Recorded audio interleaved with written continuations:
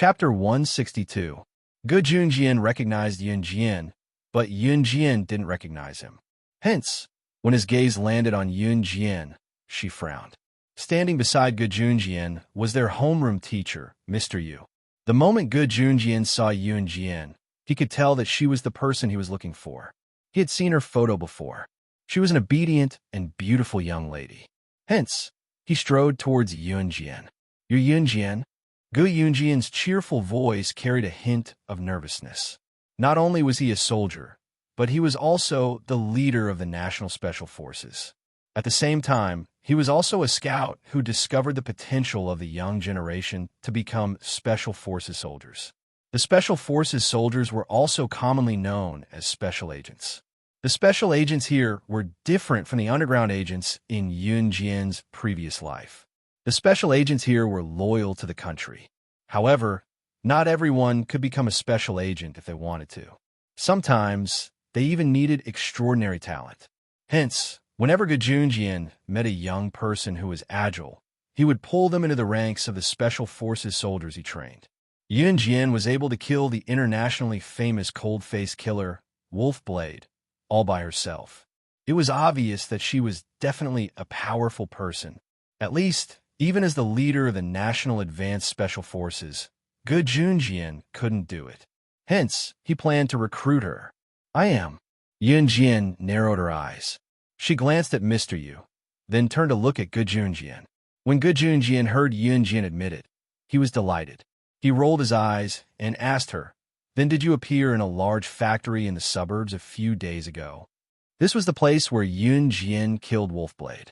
However, Gu Junjian couldn't directly ask her if she killed Wolfblade in front of Mr. Yu. She was actually probing Yun Jian indirectly with her words. Yun Jian looked up.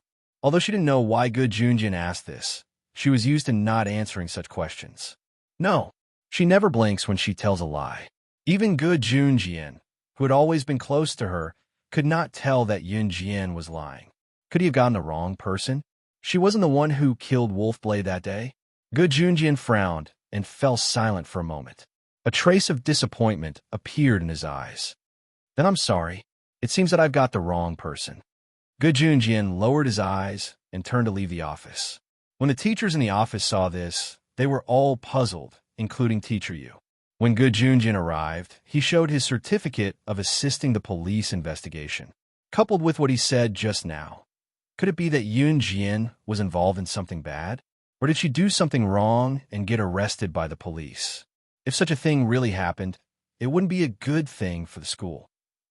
However, before the teachers had time to think about it, Gu Junjian, who had already walked 2 steps past Yun Jian toward the office door, suddenly turned around. With lightning speed, he clenched his fist and swung it directly at Yun Jian. When the teachers in the office saw this scene, they were so frightened that they screamed. The strength of this sudden sneak attack was obvious. Was he planning to beat the thin and weak Yun Jian into meat paste with his punch? The teachers could almost predict the tragic outcome. Teacher Yu's heart tightened even more. Yun Jian was her student. If something happened to her in school, she had to take responsibility. Just when everyone was sure that Gu Junjian must have gone crazy and would suddenly throw a powerful punch at Yun Jian and guarantee that Yun Jian wouldn't be able to fight back and would be beaten to the ground. Yun Jian's eyes suddenly sharpened. She flipped her hand and easily caught Gu Junjian's domineering iron fist. She kicked Gu Junjian to the ground with her leg and held Gu Junjian's arm with one hand. Just like the police, she pinned Gu Junjian to the ground. This action frightened all the teachers in the office. In their hearts, students were good at learning. Whoever was good at learning and studying would have a bright future. Some teachers even liked to pretend to be high profile in front of their students. For example, if a teacher forgot to bring her books during class, she would casually ask a student to run an errand for her. The student wouldn't dare to disobey, because if the student didn't listen, the teacher would make things difficult for the student in the future. These teachers had never seen such a brutal scene, especially when Yun Jian actually single-handedly took down Gu Junjian, who had a strong physique. The group of teachers suddenly became uneasy. Chapter 163. Just when the teachers thought that Gu Junjian would fly into a rage, they heard a deep and clear male voice. Ha ha! Good job. Gu Junjian retracted his arm. Yunjian did not stop him either. He stood up and laughed loudly, looking at Yunjian again. The person in the factory that day was really you. How could a normal person be so calm when faced with such a surprise attack and suppress him instead? Gu Junjian knew that he was not weak. He also knew how agile Yunjian was just now. Even if she had wanted to kill him just now, he probably would not have been able to retaliate. This thought deepened Gu Yunjian's thoughts. Yunjian lowered her gaze. She did not expect Gu Junjian to make such a move, but since that was the case, she did not have to pretend anymore. Why are you looking for me? Yunjian pursed her lips and asked. Let me introduce myself again. My name is Gu Junjian. I'm the captain of the country's advanced special forces. Gu Junjian was not afraid of revealing his identity in front of the teachers. As he spoke, he paused, then extended an invitation to Yunjian in front of all the teachers. Now, on behalf of the country's advanced special forces, I would like to formally invite you to join us. Inviting Yunjian to join the country's advanced special forces. The teachers' jaws dropped, all of them tongue-tied in shock. Gu Junjian had claimed to be a police officer in front of the teachers, and now he was the captain of the special forces. He wanted to invite Yunjian to join them. Everyone knew that anyone who could be invited to join the advanced special forces would have a bright future that the teachers present could not compare to. Yunjian, she actually had the honor to be personally invited by Gu Junjian, the captain of the advanced special forces. Just when the teachers thought that Yunjian would immediately agree to Gu Yunjian's request, she raised a brow and said, I refuse. Why? This exclamation came from Gu Junjian. One had to know that those who could enter the advanced special forces were the cream of the crop. It was an honor that everyone yearned for. And she actually refused? Reason. Yunjian wasn't in a hurry. In front of everyone, she used her leg to hook a stool in front of the teacher's desk and sat down.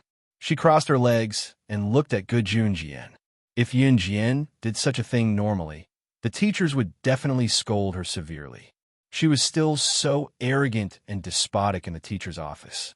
She didn't know her identity as a student. But now, the teachers, who were usually dignified and proud, did not even dare to breathe loudly. Gu Junjian immediately understood what Yunjian meant. He smiled again as he thought about how Yunjian was so young, and yet she did not immediately agree to his request for fame and fortune. Thus, he smiled and promised, as long as you agree to join us, you can do whatever you want in Z country. As long as you don't take anyone's life recklessly. While you're in Z country, be it in or out of the country, the advanced special forces will be your strong backing. The condition was very tempting to Yunjian. She was in Z country, but she would gradually be related to the underground organizations in her past life. What she hated the most was to see her family being harmed because of her when she was not around. Perhaps Qin Yiru and Yun Yi would be captured and used to threaten her because of her. Just like in her past life, it was because she did not have 3 heads and 6 arms that her younger brother was captured by the enemy and used to threaten her when she was on a mission. In the end, she lost her family tragically. Joining Gu Yunjian's team would guarantee that Qin Yiru and Yun would be well protected even if she was not in Longmen City in the future. The country's protection for them would not allow them to be harmed easily. Moreover, Gu Junjian meant that even if she injured someone in the future and was taken to the police station, she could be released immediately. Was this the treatment of the advanced special forces? Chapter 164. She agreed again? The teachers were still in a daze as they watched the scene unfold before them. Did that mean that Yunjian would be a citizen of the country from now on? Even if her family background was poor, as long as she was a citizen of the country, these teachers would not dare to lay a finger on her. Welcome to the team. Gu Junjian was overjoyed when he heard that Yunjian had agreed. From the exchange of blows with Yunjian earlier, he could feel that Yunjian alone was more powerful than all the young elites he had recruited from the team put together. How could Gu Junjian not be surprised that such a powerful person had joined them? Yunjian nodded slightly and pursed her lips. Then I'll look for you on Friday after school. I'll introduce you to the young advanced special forces candidates that we've discovered, Junjian continued. People of Yunjian's age would definitely not become members of the advanced special forces right away after joining them. Usually, those who had just joined the organization were candidates.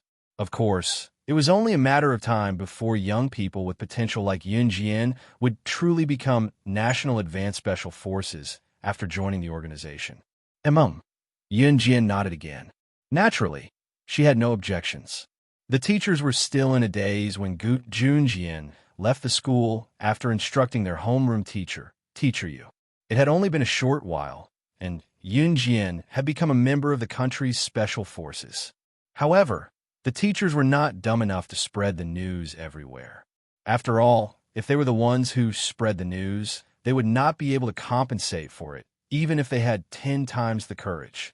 Hence, other than the people present, no one else knew about what had happened in the office. Friday, after school, Yunjian walked out of the school gate with Chen Sini and Zhang Xiaofeng. Behind them was Ling Yichen. Just as they reached the school gate, Yunjian saw Junjian waiting for her in a flashy military jeep. When he saw Yunjian, Junjian honked his horn. Yunjian turned to tell Chen Sini and the rest, "You guys go first."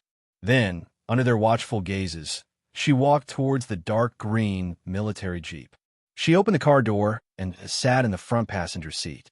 Then, under everyone's gaze, the military jeep slowly drove away and left their field of vision. Junjian drove for a long distance, even out of the bustling city area and into the suburbs. Not long after driving out of the city's downtown area, Yunjian saw a neat row of military garrisons in the forest. When they passed the guard post and entered the area, Junjian got out of the car and walked over to open the door for Yunjian. He said, "We're here. Come with me." Yunjian nodded and followed Junjian to a military training camp. Just as she opened the door of the military training camp, Yunjian felt a sense of danger coming towards her. Without thinking, she reached out her hand and grabbed in front of her. A harmless dart with a broken arrowhead had deviated from its trajectory and was flying straight towards Yunjian. However, Yunjian caught it in the middle of her palm. It deviated from its trajectory again. I threw it wrong again.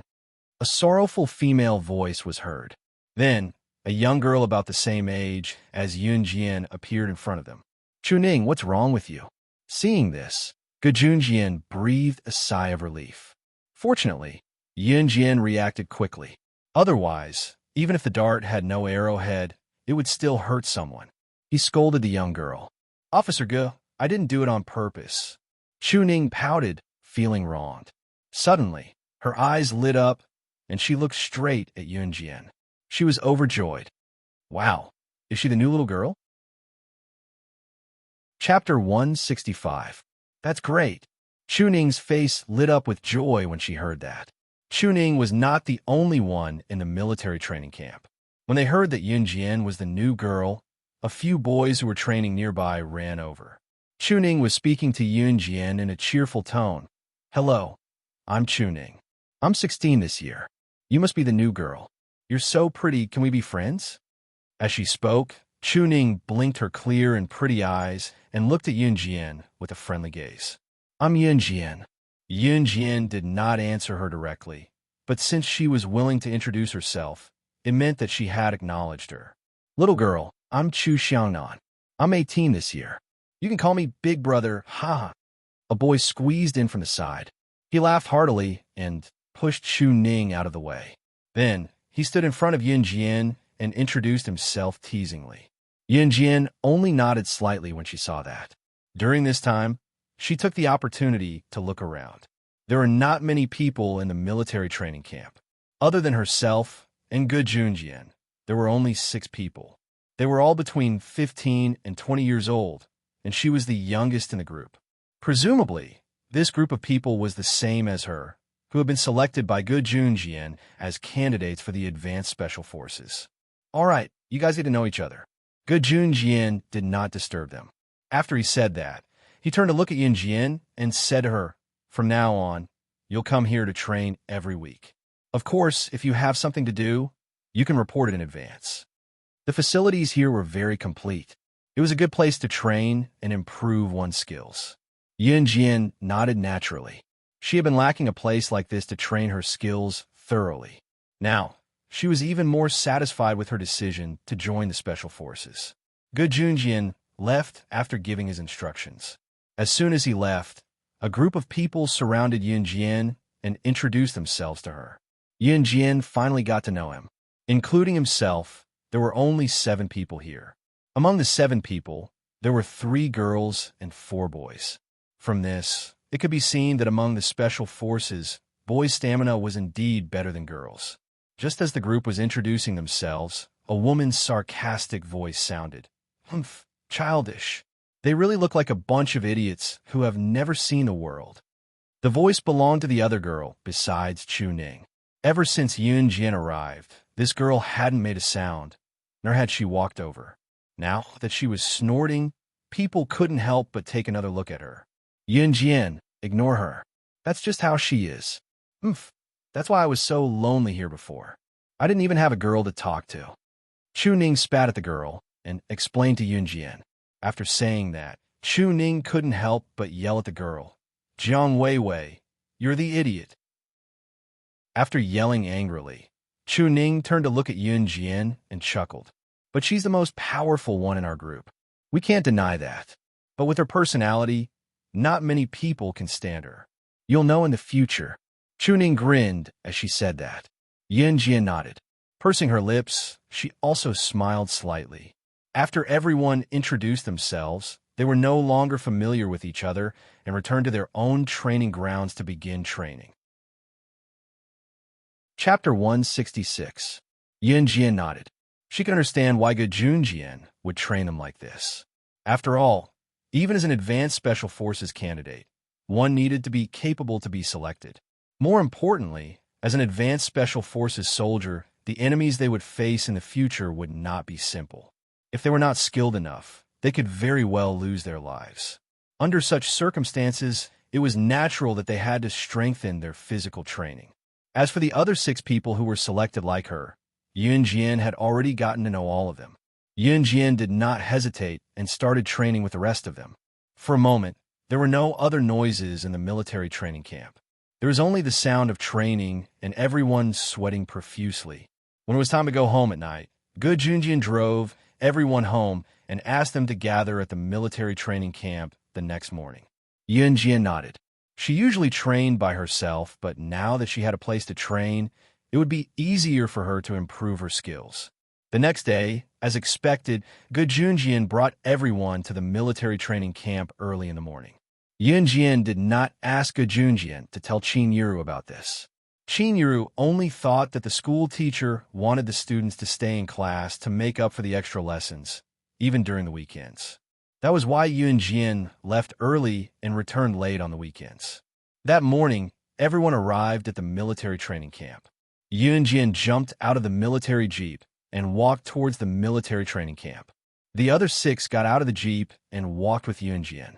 The morning sun shone on their bright foreheads and reflected their silhouettes. A new journey had just begun here. Outside the military training camp, there was a spacious field with no one around. Ge Junjian stood with his hands behind his back. Looking at the 7 people lined up in a row, he said seriously, "From this morning onwards, I'm going to increase your training. Each of you will carry 5 kilograms of weight and do a 5 kilometers cross-country run." This was the way Special Forces soldiers were trained. However, Ge Junjian had reduced their weights. A normal Special Forces soldier would usually be fully equipped for cross-country running. Fully armed off-road vehicles with a weight of more than 20 kilograms. Even so, the people present all let out miserable shrieks. "Ah, that will tire me to death." The first cry came from Chu Ning, while the second was Chu Xiangnan's sorrowful cry. In spite of it, the others, including Yun Jian, did not make a sound. Yun Jian also noticed that Chu Ning and Chu Xiangnan were the most active among them. To put it bluntly, he was talking too much. However, Ge Junjian pretended not to hear him. He said, "All right, follow me to equip yourselves. We'll start the morning training immediately." In fact, The cross-country running training for Special Forces soldiers was somewhat similar to the running training for students during military training. However, the cross-country running required a lot of stamina. Hence, the runners had to have a lot of stamina to complete the entire run.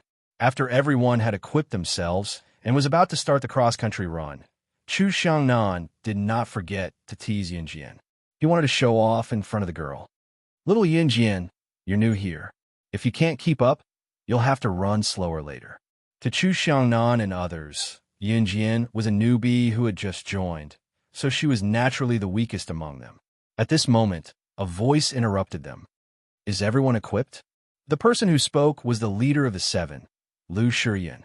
Lu Shiyun was the leader of the seven. This was decided before Yun Jian joined the team. Although Jiang Weiwei was the strongest among them, Lu Shiyun was relatively more mature. Hence, Gejunjian made him the leader. "Leader, we're ready," one of the boys replied with a bright smile. He even turned to Chu Xiangnan and teased, "Chu Xiangnan, stop teasing little girls. Every time a new member joins the team, you'll nag for half a day. Little girls need to be protected. Why are you dawdling all day long?" Chapter 167. Go, go, go. It's none of your business. Chu Xiangnan loved to flaunt his authority, especially in front of girls.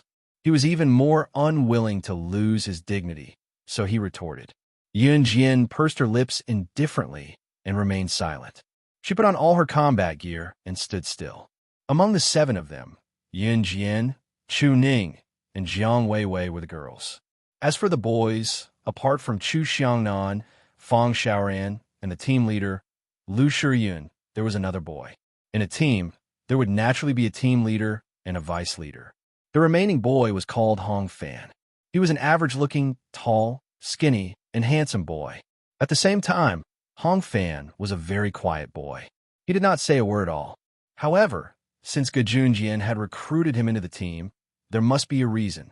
Hong Fan, on the other hand, was currently the vice captain. "Everyone is ready. Let's start," Lu Shiyun said without Gu Yunjian's instructions. With that, Lu Shiyun took the lead and ran towards the cross-country morning jog route. Jiang Weiwei glanced at everyone from the corner of her eyes and glared at Yun Jian arrogantly. She was the second to run out. Then, everyone ran along the route. Yun Jian was not in a hurry. She waited for everyone to run out before running leisurely at the back. Gejunjian, who was watching from the starting point, narrowed his eyes. He could not figure out why Yun Jian was running at the back instead of rushing out like a swarm of bees after the start of the race like the rest of the team. After all, although the morning cross-country race did not take into account the rankings, everyone had some idea of the results. "Little sister Yun Jian, don't be in a hurry. Take your time if you can't run. I'll go first." Chu Xiangnan saw that Yun Jian was running at the back and waved at her. Finally, he carried the combat gear on his shoulder and ran forward. At this moment, Jiang Weiwei, who was running in first place, was already far ahead. Yun Jian maintained the same pace as the last one. Her pace was neither fast nor slow, but it was just right. Meanwhile, the few people in front of her gradually felt their footsteps become heavier. The 5 kilograms of combat gear on their shoulders were not for show. It was quite uncomfortable to have to drag oneself forward while carrying the gear on one's back at the same time. For a moment, only the sound of panting could be heard on the road. Only Yun Jian, who was running at the back, was closing the distance between her and the person in front of her. The biggest difference between Yun Jian and Chu Xiangnan was that Chu Xiangnan was already panting. On the other hand, Yun Jian, other than her slightly red cheeks, she was not even panting. Of her breath. Of the race. Of SSS of the race. Of his, of the world. Yun Jian had actually overtaken me. He did not even hear Yun Jian's heavy panting. Did that mean that Yun Jian was not tired at all? He was about to die of exhaustion, but this new little girl was walking so easily that it was as if she was just walking. Chu Xiangnan was running at the back. Because the route was straight and there were no trees around, he could clearly see the position of the person in front of him, even if there were bends.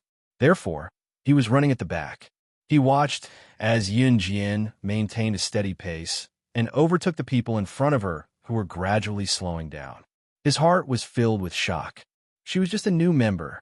Generally, the new members were the weakest. They would only improve after a period of training. Today was Yunjian's second day at the training ground. At this moment, she had already overtaken everyone and was running in second place. She was chasing after the strongest person in the group, Jiang Weiwei. Chapter 168. Phew! Damn!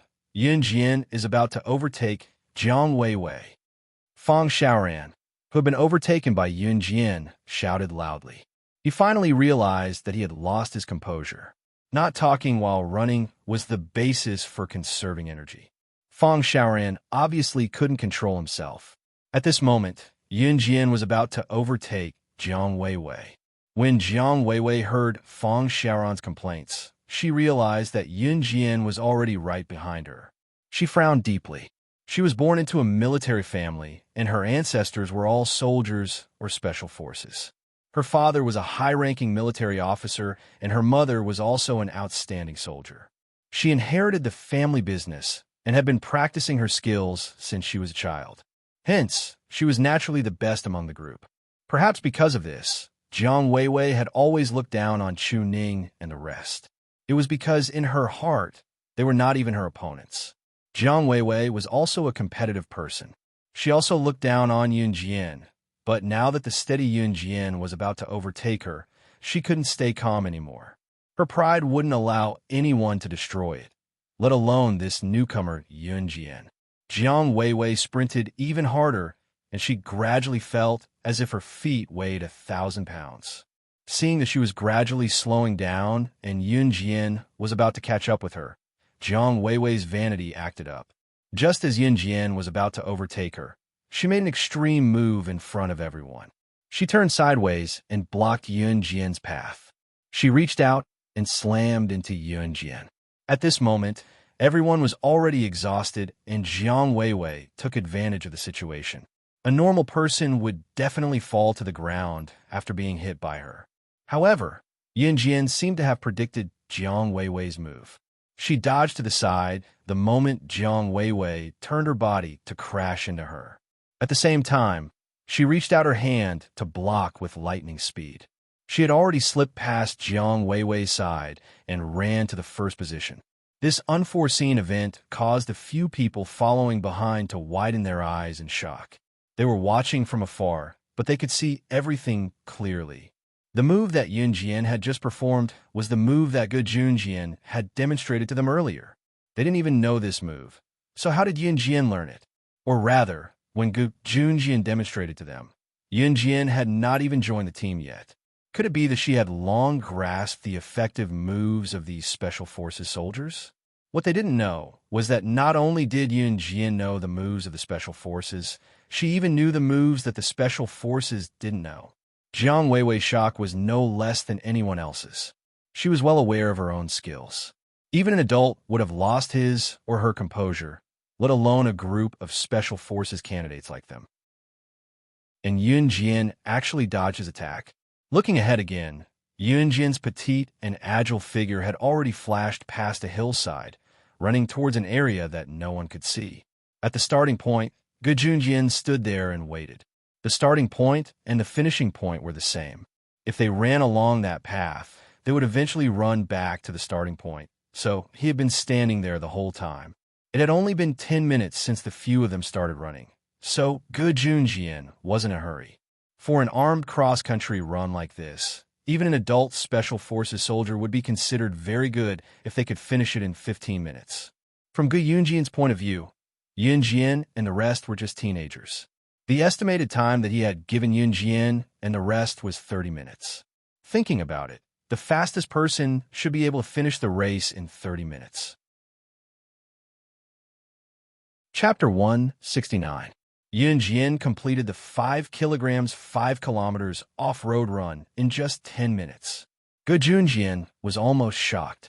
To be honest, he had trained quite a number of young talents. Moreover, all of the Special Forces that he had trained had become famous big shots in the end. However, he had never seen anyone with such amazing ability. reporting mission accomplished. Yunjian reported when she reached the finish line and took off her uniform. You completed it. Well done. This was the highest praise that Gu Junjian had ever given her. However, apart from Yunjian, Gu Yunjian's prediction was right. Jiang Weiwei came in second. Jiang Weiwei finished the entire run. By the time she reached the finish line, she was already panting from exhaustion. When she reached the finish line, she held onto the pole and panted. This was a stark contrast to Yunjian. Jiang Weiwei completed the 5 kilograms 5 kilometers off-road run in a short time. However, with Yunjian's example as a lesson, her results were not good enough. The rest of the people also reached the finish line one after another. Chu Xiangnan was the slowest. Although he was much slower than the others, he also completed the run in 45 minutes. Obviously, the new morning run with weights was just the beginning. The rest of the morning and afternoon was still free practice. At 6 o'clock, Gu Junjian drove the jeep to the entrance of the training camp on time to send everyone home. Yunjian and the others got into the jeep. Just as the jeep drove out of the sentry post, Gu Junjian suddenly stepped on the emergency brake. Yunjian and the others were sitting at the back. Chu Ning and the others almost hit their heads on the glass window beside the jeep. Officer Gu, what's wrong? What's wrong? Chu Ning asked anxiously. Yunjian saw a familiar black Lamborghini blocking the jeep driven by Gu Junjian through the glass window in front of the jeep from the back. She narrowed her eyes, and her eyes lit up. The corners of her mouth unconsciously curled into a smile. Yunjian opened the door and jumped out of the jeep. Under the gaze of several people in the jeep, she walked towards the black Lamborghini. Looking at Ci's handsome face, which she hadn't seen in a long time, her lips curved into a smile that even she herself didn't notice. "Why are you here?" she asked. She knew that Ce could find out that she was here just by moving his fingers. "Get in." Ce tilted her head and looked at Yunjian. Her gaze softened as she sized her up, as if she was looking at a rare treasure. Yunjian smiled. She ran to the jeep and said to Gu Junjian, "My friend is here to pick me up. You don't have to worry about me. Go ahead." With that, she ran back to the Lamborghini and opened the door to the passenger seat. Like a little girl in love, she happily sat in the car. Yunjian did not notice her actions at all. Then, the Lamborghini sped away under the gaze of Gu Junjian and the rest, leaving the group to let their imagination run wild. Chu Xiangnan, in particular, wore a sad expression and sighed. "So Lil Sis Yunjian is taken. I was thinking of wooing her." In the Lamborghini that was driving away, Yunjian turned to look at Ce and asked, "When did you come back to Country Z?" "Just now." Ce paused and said something that made one's imagination run wild. "I came to look for you right after I got back to Longmen City." Ce did not actually say that he did not plan to return to Longmen City. He had stayed in Longmen City earlier because of the sandalwood box, and now that he had gotten it, he did not want to come back. He had no reason to come to a small place like Longmen City. Chapter 170. Speaking of the sandalwood box, he didn't forget the purpose of their trip. He drove the car into a small forest halfway. "What are you doing?" Yunjian was stunned. At this moment, he had already parked the car. He moved his handsome face closer to Yunjian's, and his warm breath almost sprayed onto her face. The two of them were very close to each other. They were so close that they could kiss if they leaned forward slightly. There was a moment of silence. Just as Yunjian couldn't stand the atmosphere and wanted to turn the tables around, Ce spoke up. With a flip of his hand, he took out the sandalwood box and passed it to Yunjian again, saying, "You know this box." Previously, Ce had used the sandalwood box to test Yunjian. Yunjian said that she didn't know what the sandalwood box was. Ce was already suspicious of this matter at that time. Now that he took out the sandalwood box again, he didn't use a questioning tone to ask Yunjian. Instead, he used a firm tone to confirm that she knew what the sandalwood box was. Yunjian looked directly at Ce. She could clearly see herself reflected in Ce's sharp eyes. In the end, she nodded and closed her eyes. After a while, she opened them again. Her eyes were clear. "Yes, I know this box." because it was the indirect cause of the death of her biological brother. Yunjian didn't say the last sentence. Then do you want to know the secret of this box? See, he didn't mind that Yunjian had lied to him earlier. After a pause, he raised his good-looking eyebrows and said in a clear voice, or to be more specific, why are the people in the underworld, and even the reclusive old men who occupy the positions of international heroes, not hesitating to come out and fight for it? Yunjian naturally wanted to know the answer to this question. She didn't want to play with Ce anymore. She could tell that Ce's measurement skills were unfathomable. She nodded and asked why. Ce narrowed his eyes and raised his beautiful almond-shaped eyes. His magnetic lips opened and closed. He didn't beat around the bush and directly said, because it has the power to bring the dead back to life. Resurrection. Upon hearing these words, Yunjian's eyelids twitched violently. You don't believe me? Ce narrowed his eyes and stared straight at Yunjian. If she had heard in her previous life that this small sandalwood box had the power to bring the dead back to life, she would not have believed it. But now, she didn't dare to doubt it. She was reborn because of it. How could she not believe it? Why are you telling me these things? Yunjian pursed her lips. Her lip gloss had a natural luster and looked dazzling. Because... Ce looked at Yunjian from head to toe and finally smiled. Because you need to know. What did he mean? Yunjian frowned when she heard Ce's words. She needed to know? Did Ce already suspect her? Or did he already know that she was reborn? How is that possible? Besides Snake. Lizard. No one else knew about this, and Snake. Lizard would never betray her. You don't have to guess too much. You just have to remember that whatever I do will never harm you. Ce raised his eyebrows and looked straight at Yunjian as he spoke. Yunjian pondered for a while and finally nodded unconsciously.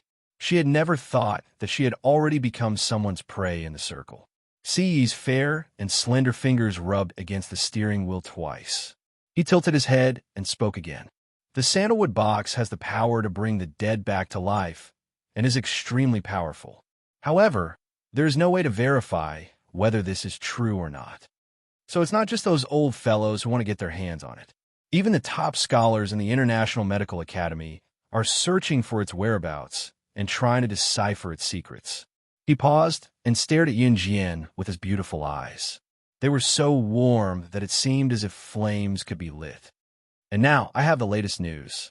This sandalwood box was excavated from an ancient tomb in the south. I think there will be new discoveries there. Moreover, many people have already gone there. However, it's strange that the people who entered the ancient tomb were completely cut off from the outside world not long after. None of the people who entered the tomb survived. Chapter 171. Under Yunjian's gaze, Ce flashed a handsome smile and nodded. That's right. I came back to Longmen City, this time to visit you, before heading to the catacomb. Even if none of those who entered the catacomb returned alive, he still had to go due to certain reasons. Even if the price was his life. That was why he came to see her before he left. Yunjian frowned slightly at his words and kept quiet for 2 seconds before saying, "Come back alive." It was the most touching thing she had ever said. As a secret agent in her past life, she had killed until she was numb. Her only thought was to survive even if she died. To her, there was only one person who could make her say that, be it in her past or present life, and that was Ce. Ce tilted his handsome face as well, the corners of his lips lifting slowly as he replied, "Definitely." Perhaps they had not spent much time together, but some feelings would change unknowingly. Ce drove Yunjian back to the villa and left. Yunjian did not know what kind of mentality she was holding at the moment. She was slowly beginning to realize that her feelings for Ce were different from her feelings for her brother, Yun and Zhang Xiaofeng.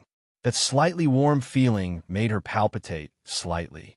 In the days that followed, Yunjian would go to the military training camp for training during the weekends and attend classes from Monday to Friday, as usual. During these few days of classes, Yunjian trained Zhang Xiaofeng daily. However, no matter how hard and tiring it was, he did not complain about it, just as he had said earlier. Ling Yichen, on the other hand, came uninvited when Zhang Xiaofeng was training, running in the morning, and going through a series of training sessions with him. This made some girls in school think that the two hunks, Zhang Xiaofeng and Ling Yichen, had gone mad. This was especially true for Ling Yichen, who changed girlfriends as easily as changing clothes. Usually, his greatest interest was to tease beauties. During this period of time, he did not even care about the confessions of some girls. This made many girls in the school secretly sad for quite a while. After school on Friday, Yun Jian, Chun Sini, Zhang Xiaofeng, and Ling Yichen had just stepped out of the school gates and walked past a sparsely populated area when a figure suddenly appeared and blocked their path. Yun Jian, who had always been vigilant, felt that the atmosphere was not right. Just as she was about to make a move, she saw the other party clearly. The other party was a young girl with two neatly combed pigtails and a youthful appearance. Yun Jian recognized her at a glance. She was Snake, Lizard's subordinate and also a high-ranking member of the Kosha mercenaries. Her code name was Tanuki. The civet cat looked like a 16 or 17-year-old girl, but she was actually around 25 years old. She just looked young and had a baby face. Beside Yun Jian, Zhang Xiaofeng and the other two were shocked when they saw the civet cat suddenly appear. They didn't know what was going on. She asked you to come? Yun Jian raised her eyebrows. She was naturally the snake lizard. Yes. The civet cat nodded. As she spoke, she took out a car key from her pocket and handed it to Yun Jian. She asked me to send the car key over, the civet cat explained. Actually, the civet cat was just following orders from her superior, Snake Lizard, who had sent the civet cat over to deliver the car key. The civet cat also didn't know who Yun Jian was. For someone like Yun Jian, other than her own confidants, no one could get close to her in her previous life. The civet cat was Snake Lizard's subordinate, but she was no exception. Yun Jian reached out and caught the car key that the civet cat threw over. She asked, "Where's the car?" She had received a text message from Snake Lizard early in the morning. She would send someone over to deliver her beloved car from her previous life. "It's inside." The civet cat pointed at a dead end. She said, "The car is here. I'm leaving." She turned around and left without any hesitation. Her mission was just to send the car over. After a few exchanges, Zhang Xiaofeng and the other two who were standing at the side were extremely suspicious. They saw that Yun Jian had already walked towards the dead end. The three of them hurriedly followed to take a look. However, after turning a corner, a beautiful red sports car stopped at the end of the road. The red high-class sports car was bright and beautiful. Its appearance was exquisite and beautiful, but it was a sharp contrast to the surrounding scenery. Chapter 172. Boys love sports cars, racing cars, guns, and all sorts of cool things. At the same time, they also loved to study such books. When Ling Yichen's family background allowed him to, he paid special attention to such things as well. Of course, he knew about famous cars.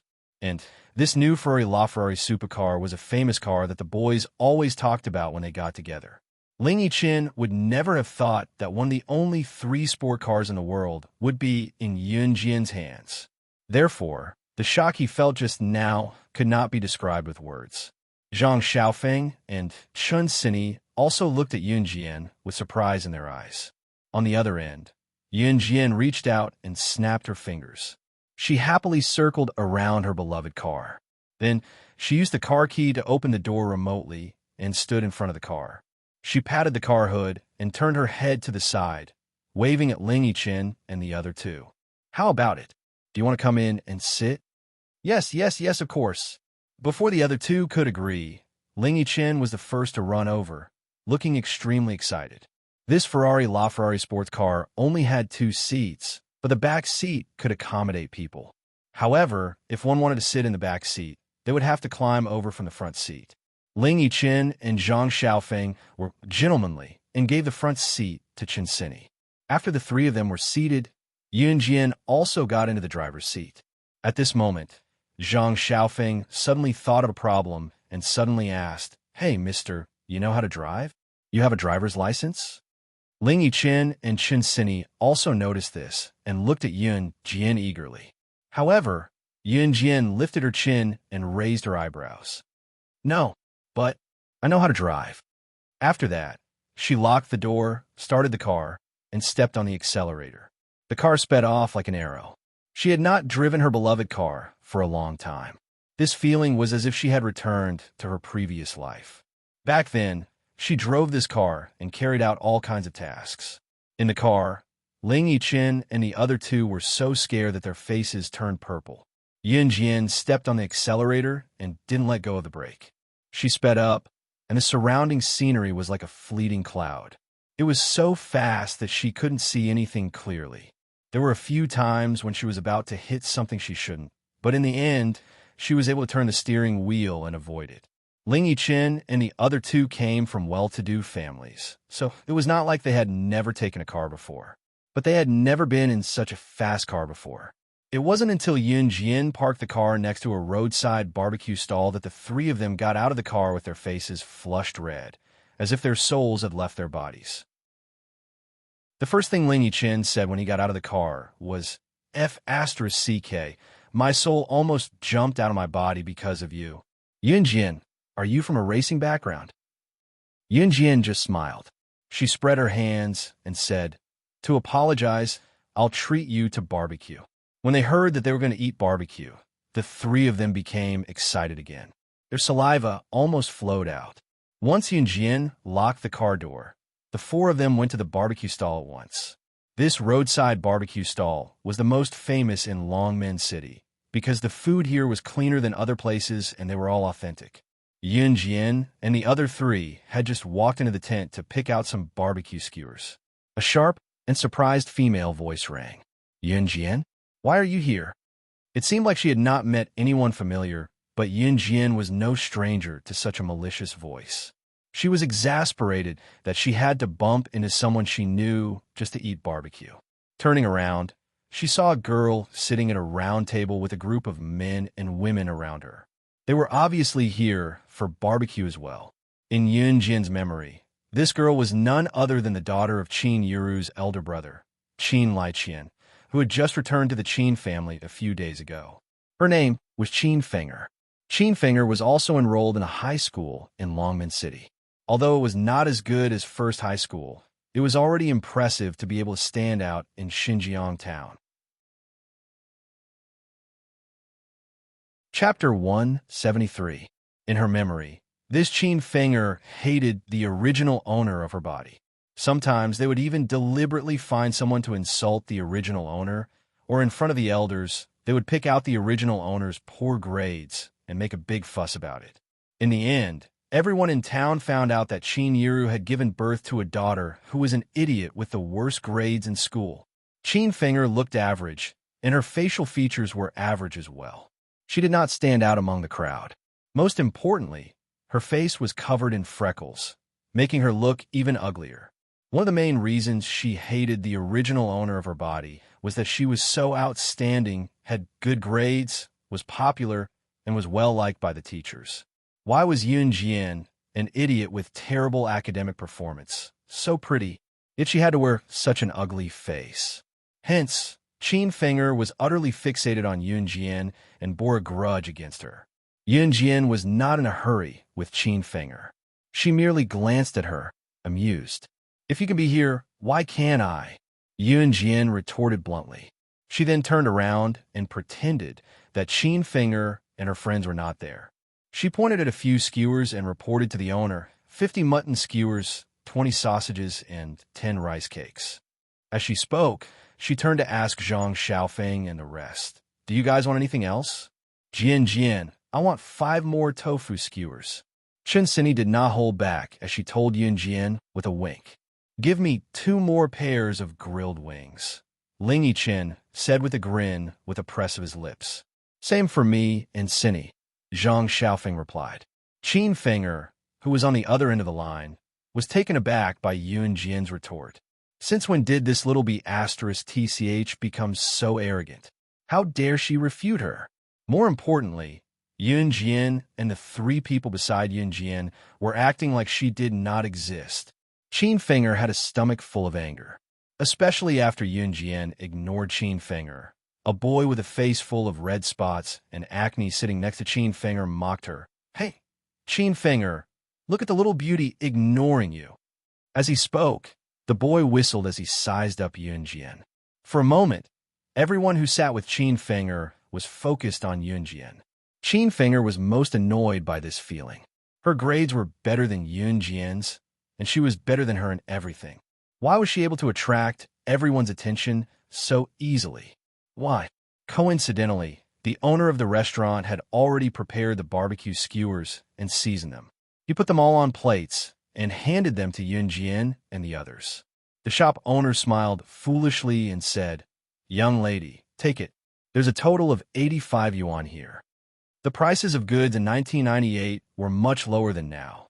At that time, 80 RMB was enough for a student to live on for a long time. Yunjian was treating today. She was very generous and looked like she was going to have a good meal. When Qin Fenger heard this, she was secretly shocked. Qin Yiru's monthly salary was only a few hundred yuan. Yunjian was treating people to a meal here, and it was close to 100 yuan. Where did she get the money? Hence, Qin Fenger used this as an excuse to pick on Yunjian again. She saw Yunjian take out 100 yuan from her pocket, and her eyes turned red. She pointed at Yunjian and shouted, "Yunjian, where did you get so much money? Don't think I don't know that your mother only earns a few hundred yuan a month working for others. She even has to pay for your family's expenses." Then, Qin Fenger sized up Zhang Xiaofeng, Ling Yichen, and Chen Sini who were sitting beside Yunjian. She saw that the three of them were wearing branded coats. They were the symbol of wealth from head to toe. Qin Fenger could not help but point at Yunjian. She twitched her mouth and slandered her. "Yunjian, don't tell me you're their sugar baby?" As soon as she said that, the people sitting beside Qin Fenger were obviously stunned. They looked at Yunjian with disdain. Chapter 174. Qin Fenger seemed to enjoy the feeling of Yunjian being looked down upon by others. This feeling allowed her to regain her confidence in the crowd. After she said that, she added fuel to the fire. "Yunjian, even if you lack money, you can't do this kind of thing. How can you face your mother by doing this?" Qin Fenger's words gave the surrounding people the illusion that Yunjian was really being kept by someone. Something that didn't even exist was said to be true by her. Zhang Xiaofeng took a bite of the tofu skewer, but when he heard Qin Fenger's words, he spat out the tofu crumbs in his mouth. Yunjian, who could afford to drive a restricted sports car in the world, would need them to keep her. Wasn't this as unbelievable as a pig flying in the sky? How could she, Yunjian, be a poor person? After Yunjian heard Qin Fenger's words, she narrowed her eyes and swallowed the mutton skewer naturally. She tilted her head and looked at Qin Fenger. Then, she indifferently let out a creepy chuckle. What I said was the truth." Qin Fenger felt that the atmosphere wasn't right, but she still insisted on her own opinion. At the same time, she looked at Zhang Xiaofeng and reminded him kindly, "Don't worry. Let me tell you, Yunjian's family is very poor. Her father is a gambler and owes a lot of debt. I'm also kindly reminding you that a person like her must have slept with many men. For a person like her, there's nothing she wouldn't do for money. You still want this kind of broken shoe." Whoosh!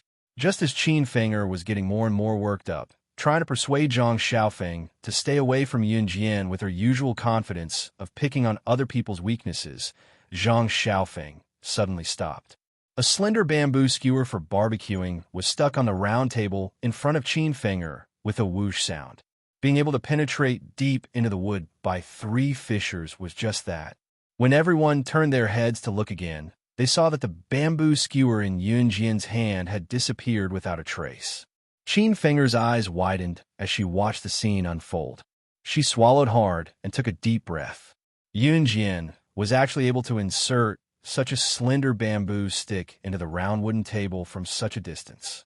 Everyone was in a state of panic. Even though Zhang Xiaofeng and the other two were used to Yunjian's skills, they couldn't help but cheer for her. While everyone was still in a daze, Yunjian had already appeared in front of Qin Fenger like a ghost. Her faint words seemed to have come from hell, making everyone's hair stand on end.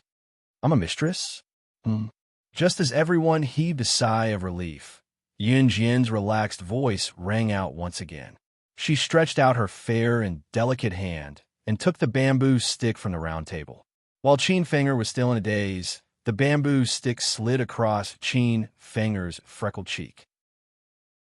Yunjian's action made Qin Finger unable to react in time. She shivered reflexively. Then Yunjian's indifferent but terrifying voice lingered in Qin Finger's ears like a nightmare. Which eye of yours saw that I'm a mistress?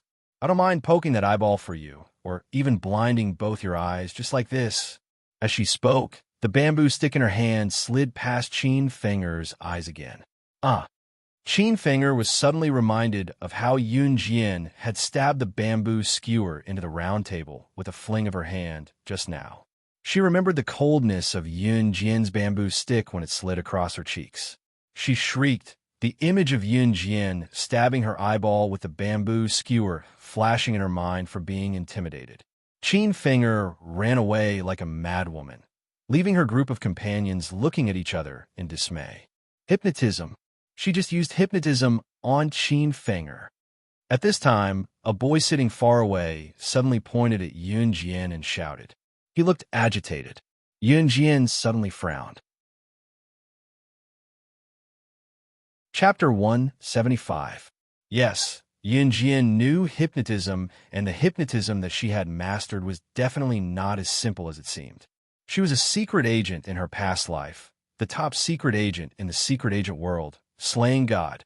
However, she was very young in her past life. She was only 16 years old, but she had already ascended to the throne that some people might not even be able to touch in their entire lives. It was not without reason. She was not a genius that only appeared once in a million years. She was very ordinary, just one of the billions of lives on Earth. However, her experience was different. She had accidentally saved an old man during a mission. The old man's whereabouts were uncertain, and he came and went without a trace. However, it was this old man who taught her many things that ordinary people could not come into contact with. For example, hypnotism was one of them. Other than that, she was involved in many things that others could not even imagine. Yunjian's hypnotism in her past life was to the extent that she could let the other party feel comfortable and enjoy dying after being stabbed to death. She had only done something to Qin Finger earlier, causing her to have hypnotic hallucinations and run away after seeing some horrifying scenes. This level of hypnotism was very simple. Strictly speaking, the old man was Yunjian's master. Although it was not officially acknowledged, he had already taught Yunjian his lifelong knowledge, allowing her to have a meteoric rise in the secret agent world. This secret art had also become Yunjian's trump card, a trump card that she had never told anyone. Yunjian had no idea where the old man had gone. He had always disappeared without a trace and lived a carefree life. Perhaps he had already retired to somewhere. Yunjian wanted to see him again, but she did not know if she would have the chance. Today, Yunjian had used Qin Finger to practice. She had performed a simple hypnotism on her and made her see some horrifying scenes. However, she did not expect that her hypnotism would be seen through. Yunjian turned her head sideways and glanced at the boy who had just spoken. She saw that the boy had a delicate and pretty face, looking innocent and childish at the same time. When he saw Yunjian looking at him, he recalled how he had been shouting and wrangling just now. His cheeks inexplicably blushed, and he actually became as shy as a little girl.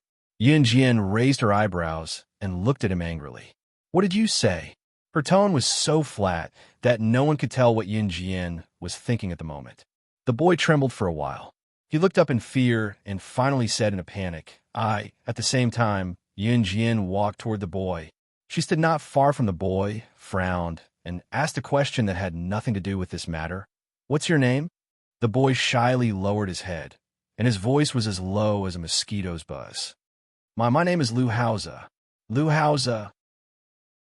Yunjian smiled, the corners of her lips curling into an unreadable smile. Then, she said softly, I'll remember you.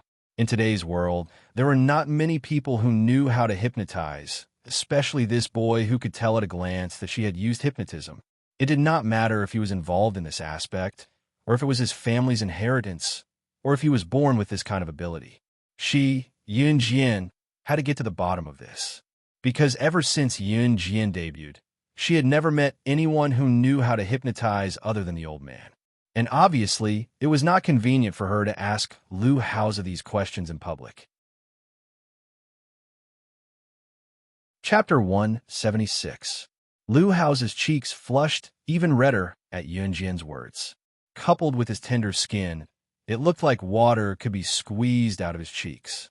He looked like an adorable little brother, giving Yun Jian the feeling of meeting her younger brother in her past life. Although she had only met her biological younger brother once, she could still remember his adorable and shy look. While Yun Jian was conversing with Liu Haozi, Zhang Xiaofeng, Chun Sini, and Ling Yichen had almost emptied their plates of barbecued meat. In the end, it was Chun Sini who snatched 10 mutton skewers from Zhang Xiaofeng and Ling Yichen for Yun Jian. It was undeniable that Zhang Xiaofeng, Chun Sini, and Ling Yichen's eating speed was top-notch. It only took them a few minutes to finish the dozens of skewers. If there was a foodie competition in Longmen City, the three of them would definitely win the grand prize. Let's go. Yun Jian took a mutton skewer from Chun Sini and finished it. She let the three of them share the remaining 9 skewers equally and led them out of the barbecue shop. Since the sun was shining directly on the ground, those in the chilly autumn breeze could bask in its rays. The owner pulled the curtain of the tent aside. Yun Jian and her friends walked out of the barbecue shop and headed for the LaFerrari sports car that they could see. Even after the four of them got into the car, and Yun Jian started the engine and sped away, Qin Finger's friends were still gawking at them in the barbecue shop. It was until someone exclaimed, That's the latest edition of the LaFerrari supercar. It's a limited edition of only 3 in the world." As a result, the crowd was alarmed. Qin Finger's false accusation that Yun Jian was a mistress was unraveled. The driver was Yun Jian, and the car was obviously Yun Jian's. The boys really loved famous cars, and all of them looked at it with envy and admiration. Liu Haozi, who was sitting in the corner, also raised his head and looked at Yun Jian's car leaving. That cool look reminded him of Yun Jian's words, and his pink cheeks instantly flushed red. For the next few days, Yun Jian returned to her routine. She wandered back and forth between school, home, and the military training camp. 15 days later, Yun Jian inspected the results of everyone's training. Yun Jian passed quickly. The result of this inspection was based on the results of the 5 kilograms, 5 kilometers cross-country run. Naturally, Yun Jian easily passed. The other 6 also met the standard. 5 days later, the bi-monthly competition came as scheduled. On this day, Yun Jian stood with his hands clasped behind his back, looking at the 7 of them. He frowned and then relaxed. He finally opened his mouth and said, "This month's assessment competition is canceled." "Ah, so awesome. We don't have to take the assessment this month." Chu Xiangnan winked at Chu Ning and smiled happily. It was obvious that if they did not pass the bi-monthly competition, they would be kicked out of the team. Chu Xiangnan was also the weakest in the group. He had to admit that he barely passed every assessment. How could he not be happy when he heard that the assessment competition was canceled? Don't celebrate too early. Your assessment is canceled because the team has received a new mission this time. Yun Jian's tone was heavy. He continued, "This mission is very important. It's supposed to be carried out by official Advanced Special Forces soldiers and not you Special Forces candidates. However, it's also a very secretive mission. We can't let the enemy suspect anything during the mission. The members of the Advanced Special Forces are all familiar faces. They're definitely not suitable for this mission. However, you guys are new faces and have never been on mission before. It's the best decision to let you guys do this. Therefore, I plan to let you guys do your debut mission." As he said this, Yun Jian became even more serious. "This mission is risky. You guys can choose not to do it." As he said this, Yun Jian looked at Yun Jian. In fact, other than Yun Jian, the other 6 had been training in the military for more than a year. However, Yun Jian was not worried about Yun Jian, who had just joined the team. He even put his hopes on Yunjian.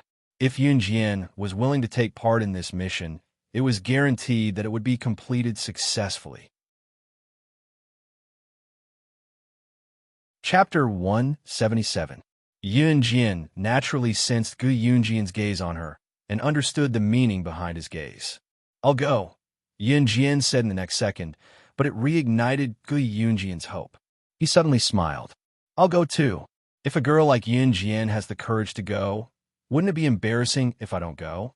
Although Chu Xiangnan was the weakest in the group, he did not back down when it came to serious matters. He was the second to speak up without hesitation. The others also expressed their readiness to accept the mission. What was there to be afraid of? Since they had already entered this place and stayed, they had no intention of running away at the last minute. In fact, this group of young people who were candidates for the Special Forces did not only consist of these few people. Later on, many of them left because they could not stand the intensity of the training. Some of them did not pass the assessment and did not have the ability to stay. Hence, after a while, only Chu Ning's group of 6 could endure the hardship and stay. Naturally, their perseverance was incomparable to that of ordinary people. Including Yunjian, who joined later, there were now a total of 7 of them. Good. Gu Junjian glanced at the group again and immediately showed a hint of admiration in his eyes. Regardless of whether the mission was a success or failure, at least none of them backed down. This bit of spirit was difficult to achieve even for ordinary people who seemed very strong and powerful. The mission will be carried out in a month's time. In other words, you still have a month's worth of training. During this month, I will train you with the intensity of an official Special Forces soldier. Please be prepared, Gu Junjian said sternly. In fact, the mission this time was not urgent. It was a secret mission, and the mission had to be carried out step by step. Gu Junjian set the mission to start in a month. After all, Chu Ning and the others had not experienced actual combat. What he needed to do was to strengthen everyone's physical fitness and strength in a short period of time. Going on a mission was not child's play. If they were not careful, they could be seriously injured or even lose their lives. Hence, they could not afford to be careless. Yes, the 7 of them replied in unison. Remember, during the mission, you're not allowed to use your real names. This is also to prevent unnecessary consequences if the mission fails. So, in the next 15 minutes, each of you will choose a code name for yourself. Remember, this code name will follow you all the way to the end as Special Forces. So, I'll give you 15 minutes to discuss. After 15 minutes, report your code names. Gu Junjian finished speaking in one breath. He glanced at the watch in his hand and noted down the time. Wow, a replacement account. Chu Ning was overjoyed when she heard that. She turned around and asked the others, "What kind of code names are you guys going to use?" Of course, it has to be super domineering. Chu Xiangnan rolled his eyes at Chu Ning. However, no one reported their code names first. 15 minutes later, Gu Junjian glanced at his watch and said, "Time's up. Now, report your code names from left to right." From left to right, that was to say from the boys. The order of the people standing from left to right was Hong Fan, Fang Xiaoran, Lu Shiyun, Chu Xiangnan, Jiang Weiwei, Chu Ning, and Yun Jian. After Gu Junjian finished speaking, everyone reported their code names according to the order they came up with. Hong Fan said, "Dark Night." Fang Xiaoran said, "Red Flame." Lu Shiyun said, "Nirvana." Chu Xiangnan said, "Thunder." Jiang Weiwei said, "Haidang." When it was Chu Ning's turn, she could not help but burst out laughing when she heard Chu Xiangnan's code name. Chu Xiangnan was an idiot. How could he have a cheek to use such a domineering code name? This code name did not match his strength at all. However, Chu Ning immediately straightened her face and said the code name she had thought of. Momo. After saying that, Chu Ning turned to look at Yun Jian excitedly. "Yun Jian, it's your turn." The group of people want to know what code name Yun Jian would use. Even Gu Junjian turned to look at Yun Jian. Yun Jian's lips twitched as she uttered faintly, "Killing God." When he first heard these 2 words, Gu Junjian's entire body trembled. Chapter 178. Lu Shiyun was also the son of a military family. Since young, he had been able to keep a cool head. He was the oldest among the group. He was already 20 years old and was currently in university. It was because of Lu Shiyun's cool head that Ge Junjian made him the leader of the seven-man team. Even someone like Lu Shiyun, who had never been flustered, was shocked when he heard Yun Jian's code name. One could only imagine how the others would react. In reality, the few of them knew about the people on the assassin and secret agent leaderboard. They were not ordinary students, but candidates for the special forces. They had to know about these people on the secret agent and assassin leaderboard. They even planned to stay as far away from these people as possible even after they officially became special forces. Just when everyone's attention was on Yun Jian explained, "I'm talking about slashing God. Slashing means killing." With this explanation, everyone's tensed hearts finally calmed down. However, Yun Jian was so young. If she was really slaying God, who was on the secret agent leaderboard, how could she be here? Ge Junjian frowned before relaxing his brows. He took a few more glances at Yun Jian before looking away solemnly. Slaying God and slaying God. Their code names were so similar, and they sounded the same. Moreover, Yun Jian had killed Wolfblade, who was ranked 10th on the assassin leaderboard. Was it really a coincidence that Yun Jian came up with his code name? It's just a code name. It's just a coincidence. All right, it's decided on the code names. Chu Xiangnan had no idea how shocked Ge Junjian and the rest were earlier. Instead, he stepped forward to adjust the atmosphere like a peacemaker. Cough, cough. All right, since you've decided on your code names, let's start the training. Ge Junjian, who had been silent all this while, interrupted them. It was actually very strenuous to increase their training intensity to that of a normal special forces training. However, there was no time to do that now.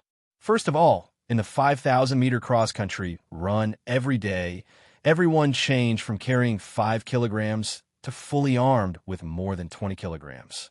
In other words, he had to carry something that weighed more than 20 kilograms while running.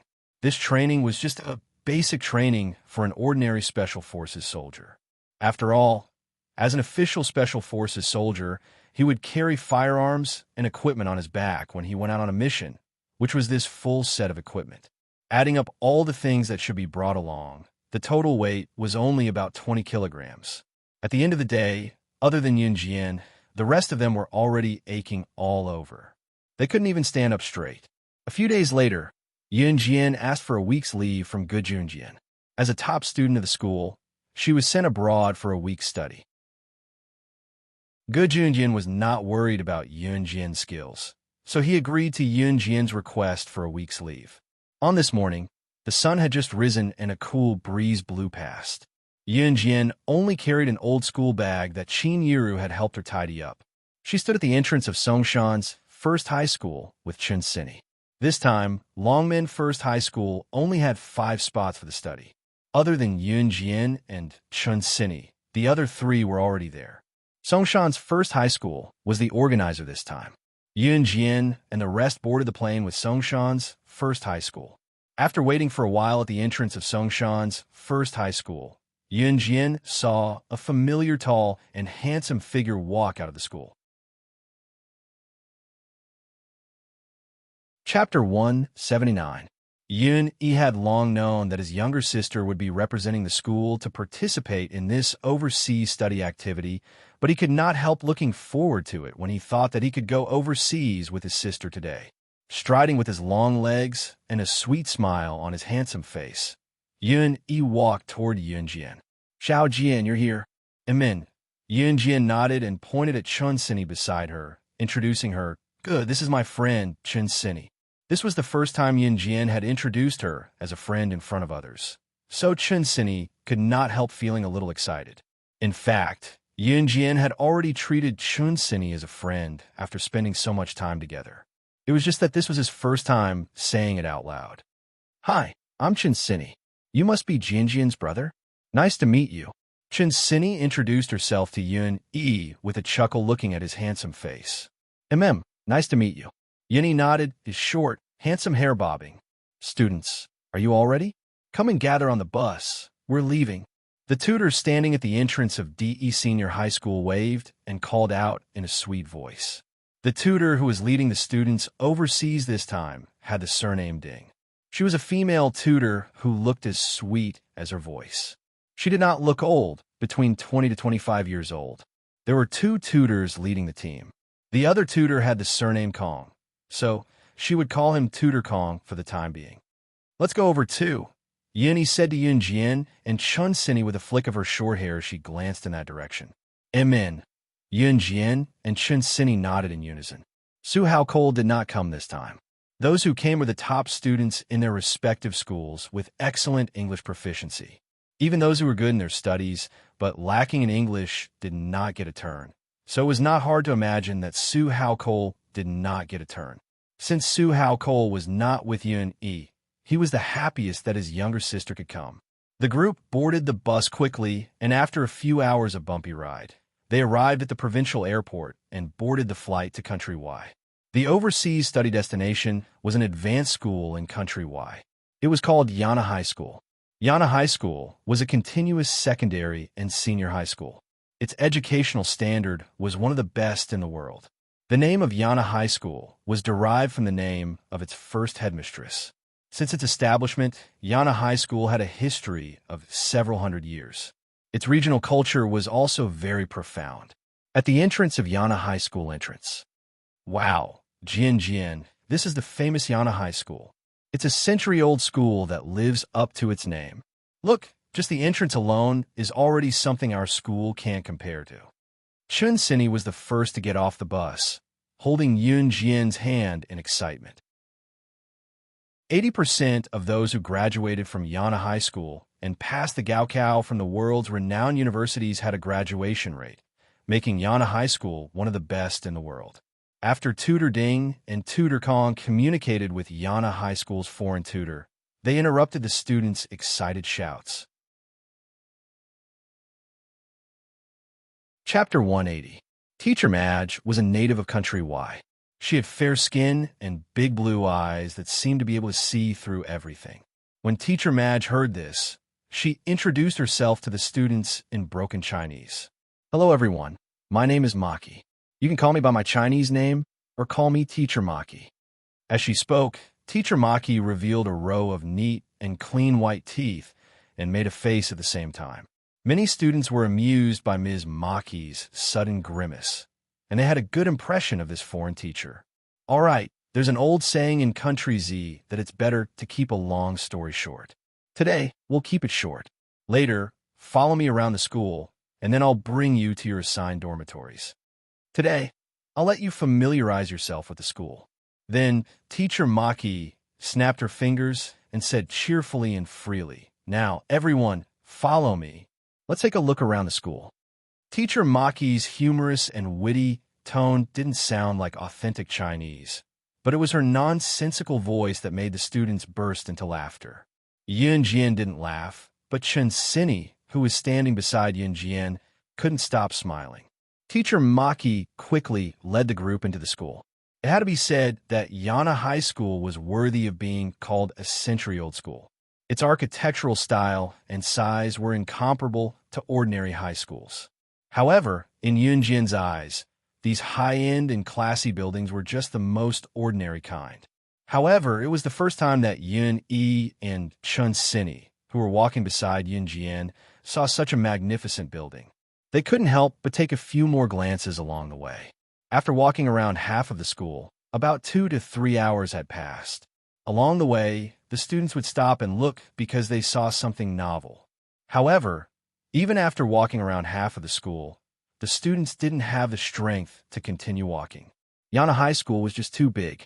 Therefore, Teacher Maki led the group to the dormitories that were arranged for the students to rest. The dormitories here were 4 people to a room. Yun Jian and Chun Sinny were in the same room.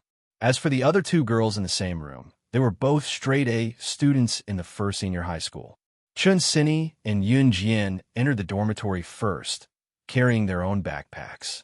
Chun Sinny found a good bed out of habit. She took off her backpack and was about to put it on the bed. One of the other 2 girls ran over and pushed Chun Sinny away. She placed her belongings on top of the bed and declared loudly, I've taken a liking to this bed.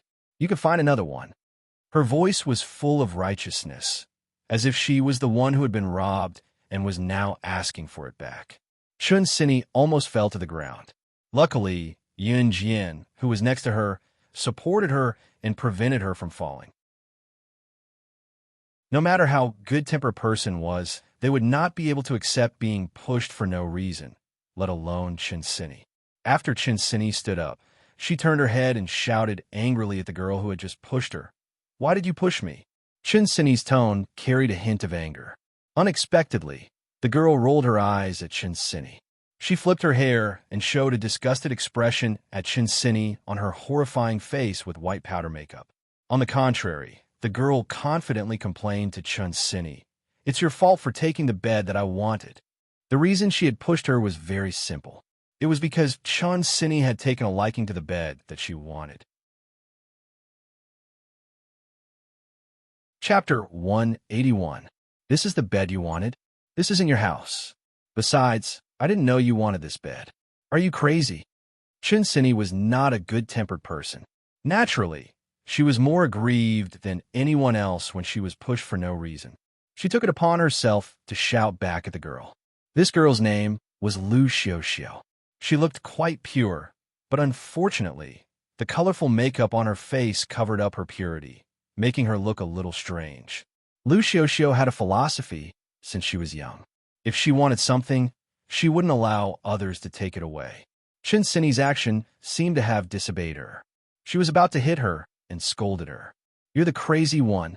Your whole family is crazy. I want this bed, so it's mine. I don't need any reason. You." Lu Xiuxiu wanted to hit Chun Sini, but she was stopped by the other girl who ran in. The girl stopped in front of Lu Xiuxiu and Chun Sini. She said to Lu Xiuxiu, "Xiuxiu, don't be like this. They were the ones who chose these beds first. We came in late anyway." The girl turned around and smiled awkwardly at Chun Sini and Yun Jian. "I'm sorry. Xiuxiu has always been like this. Please don't hold it against her." Seeing how sincere the girl was, Chun Sini did not intend to continue the conversation. She turned to pick the other two beds with Yun Jian and tidied up her belongings. "TSK, who do you think you are?" Lu Xiuxiu was stopped by the girl, but she glared at Chun Sini and Yun Jian. She remembered it. Lu Xiuxiu was a top student in #1 high school. However, the most annoying thing about her was that she considered herself to be the most outstanding student in the first year of high school, so she was indifferent to others. She even felt that others should be her slaves and deserved to be her stepping stones. The girl who came to mediate was called Tong Yulan. Tong Yulan's grades were excellent. She wasn't an ordinary person since she could enter #1 high school. However, she was only above average in #1 high school, which was full of top students. Her only outstanding subject was English. She and Lu Xiuxiu were classmates, but they weren't friends. However, Lu Xiuxiu was willing to do her a favor. If it weren't for the two of them going abroad, Tong Yulan wouldn't want to be with someone like Lu Xiuxiu. This annoying quarrel didn't end. Lu Xiuxiu's favorite thing to do was to take advantage of others. Since she had her eyes on Yun Jian and Chun Sini, there would be consequences. At this moment, Lu Xiuxiu didn't know what it meant to not die if one didn't seek death. Of course, this was a story for later. After Chun Sini and Yun Jian tidied up the room, they went downstairs to gather. Teacher Maki was waiting for them downstairs. When Yun Jian and the rest went downstairs, they saw Yun Yi and some other students from Country Z waiting for them. However, there were 5 or 6 foreign students standing in the middle. They were about the same age as the rest. The atmosphere wasn't very harmonious. At this moment, the fair-skinned foreign student standing in the middle mocked them in glib English. "You little brat from Country Z look so skinny and weak. You're just like a wooden stick." As he spoke, the foreign student gestured with his firm muscles and mocked. This is the spirit a real man should have. Chapter 182.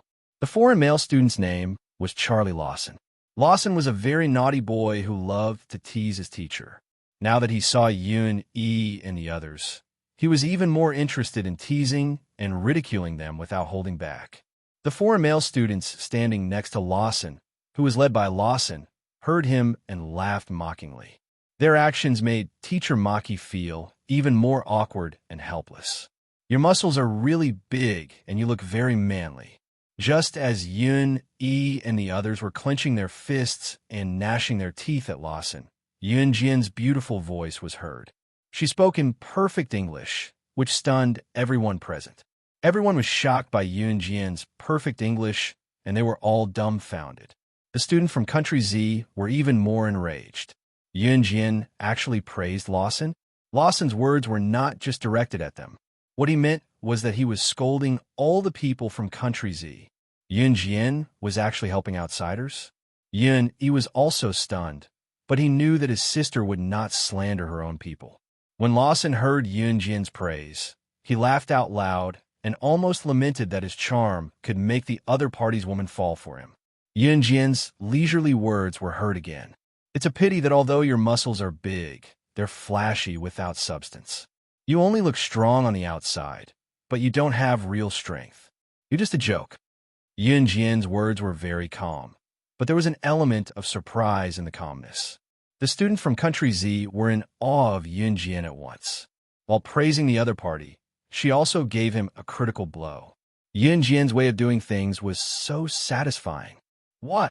At the same time, Lawson's expression changed drastically. He was so angry that his face instantly turned pale. Lawson was infuriated that a little girl had slandered him as someone who was flashy but had no substance and was all talk and no substance. Didn't you hear me clearly? Yun Jian blinked her beautiful eyes and continued. I was just joking with you. It was meant to be a taunt, but coming from Yun Jian's mouth, it sounded like she was speaking innocently and innocently. Even so, Lawson was so angry that his face turned green. You good job. Lawson gritted his teeth and glared at Yun Jian. He then said in an extremely provocative tone, since you said that I'm flashy and that my muscles are just for show, then if you have the guts, let one of you fight me. When Lawson mentioned a match, he actually meant a fight. The teachers in Country Y didn't object to students fighting, so Ms. Maki didn't stop them. No problem, Yun Jian replied with her arms crossed. Her frivolous gaze made Lawson even angrier. Come on. Yun Jian hooked her pinky finger at Lawson. Yun Jian meant that she was going to fight Lawson. A group of students from Z Country who were also here to further their studies widened their eyes in disbelief. Although Yun Jian's actions were satisfying, what about her? How was she going to fight Lawson? Putting aside the fact that girls were not as strong as boys, Lawson was at least 9 meters tall. Compared to Yun Jian, the difference was huge.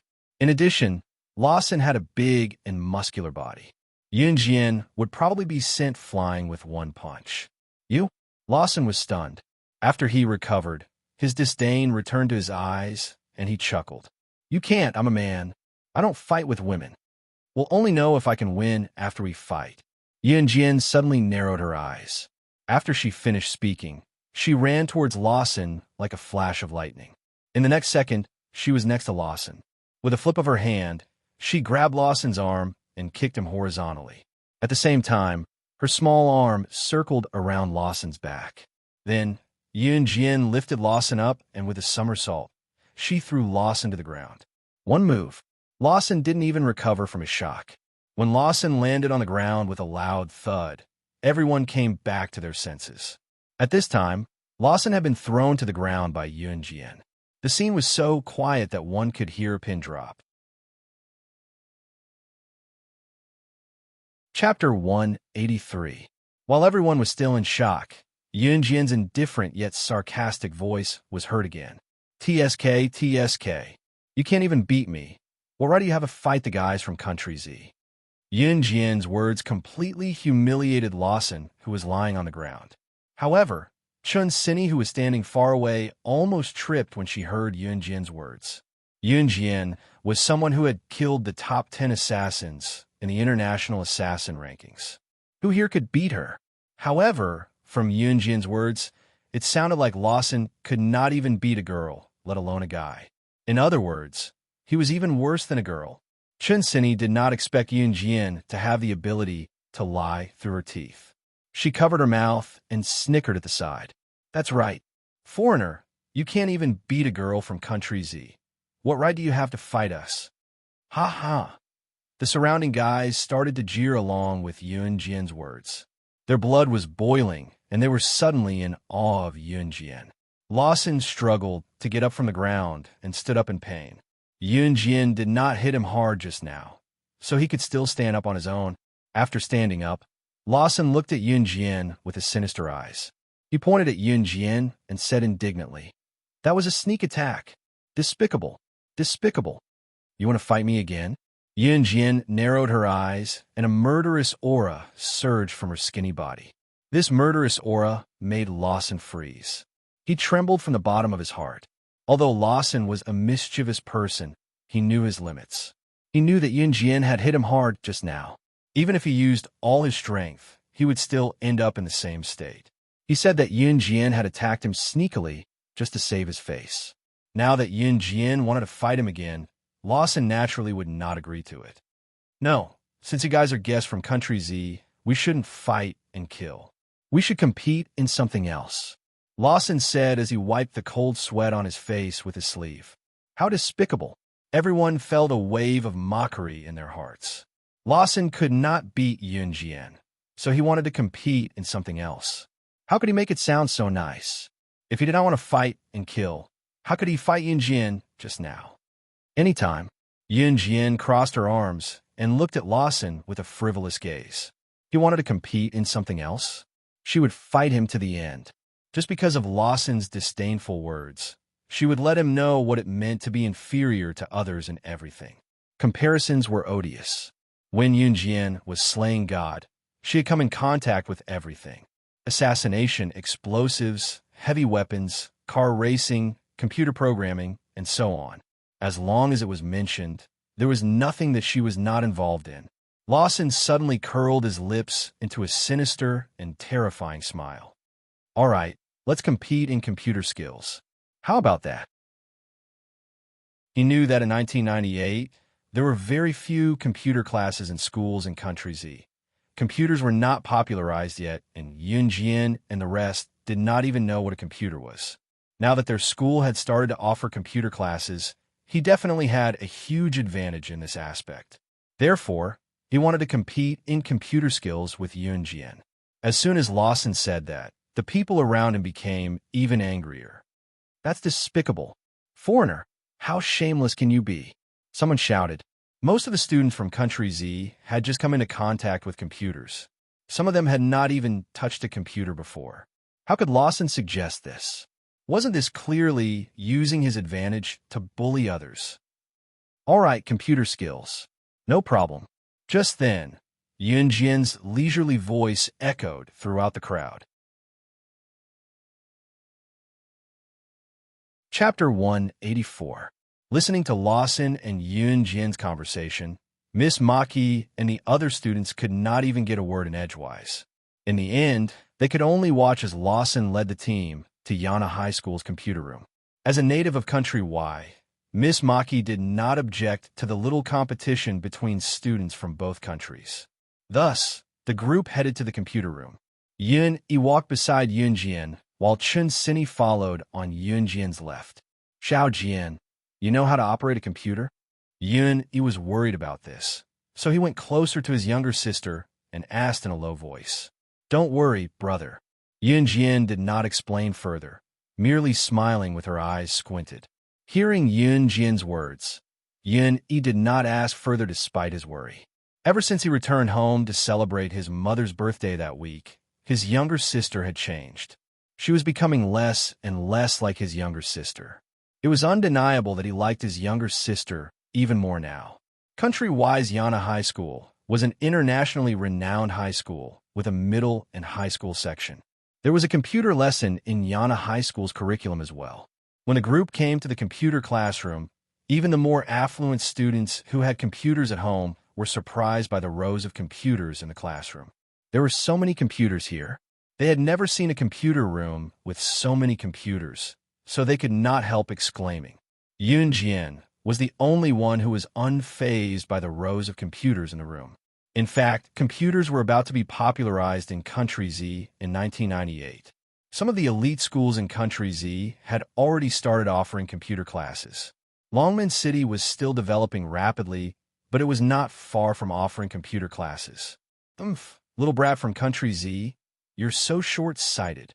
Lawson could not help but laugh coldly when he saw this. There was an indescribable sense of ridicule in his words.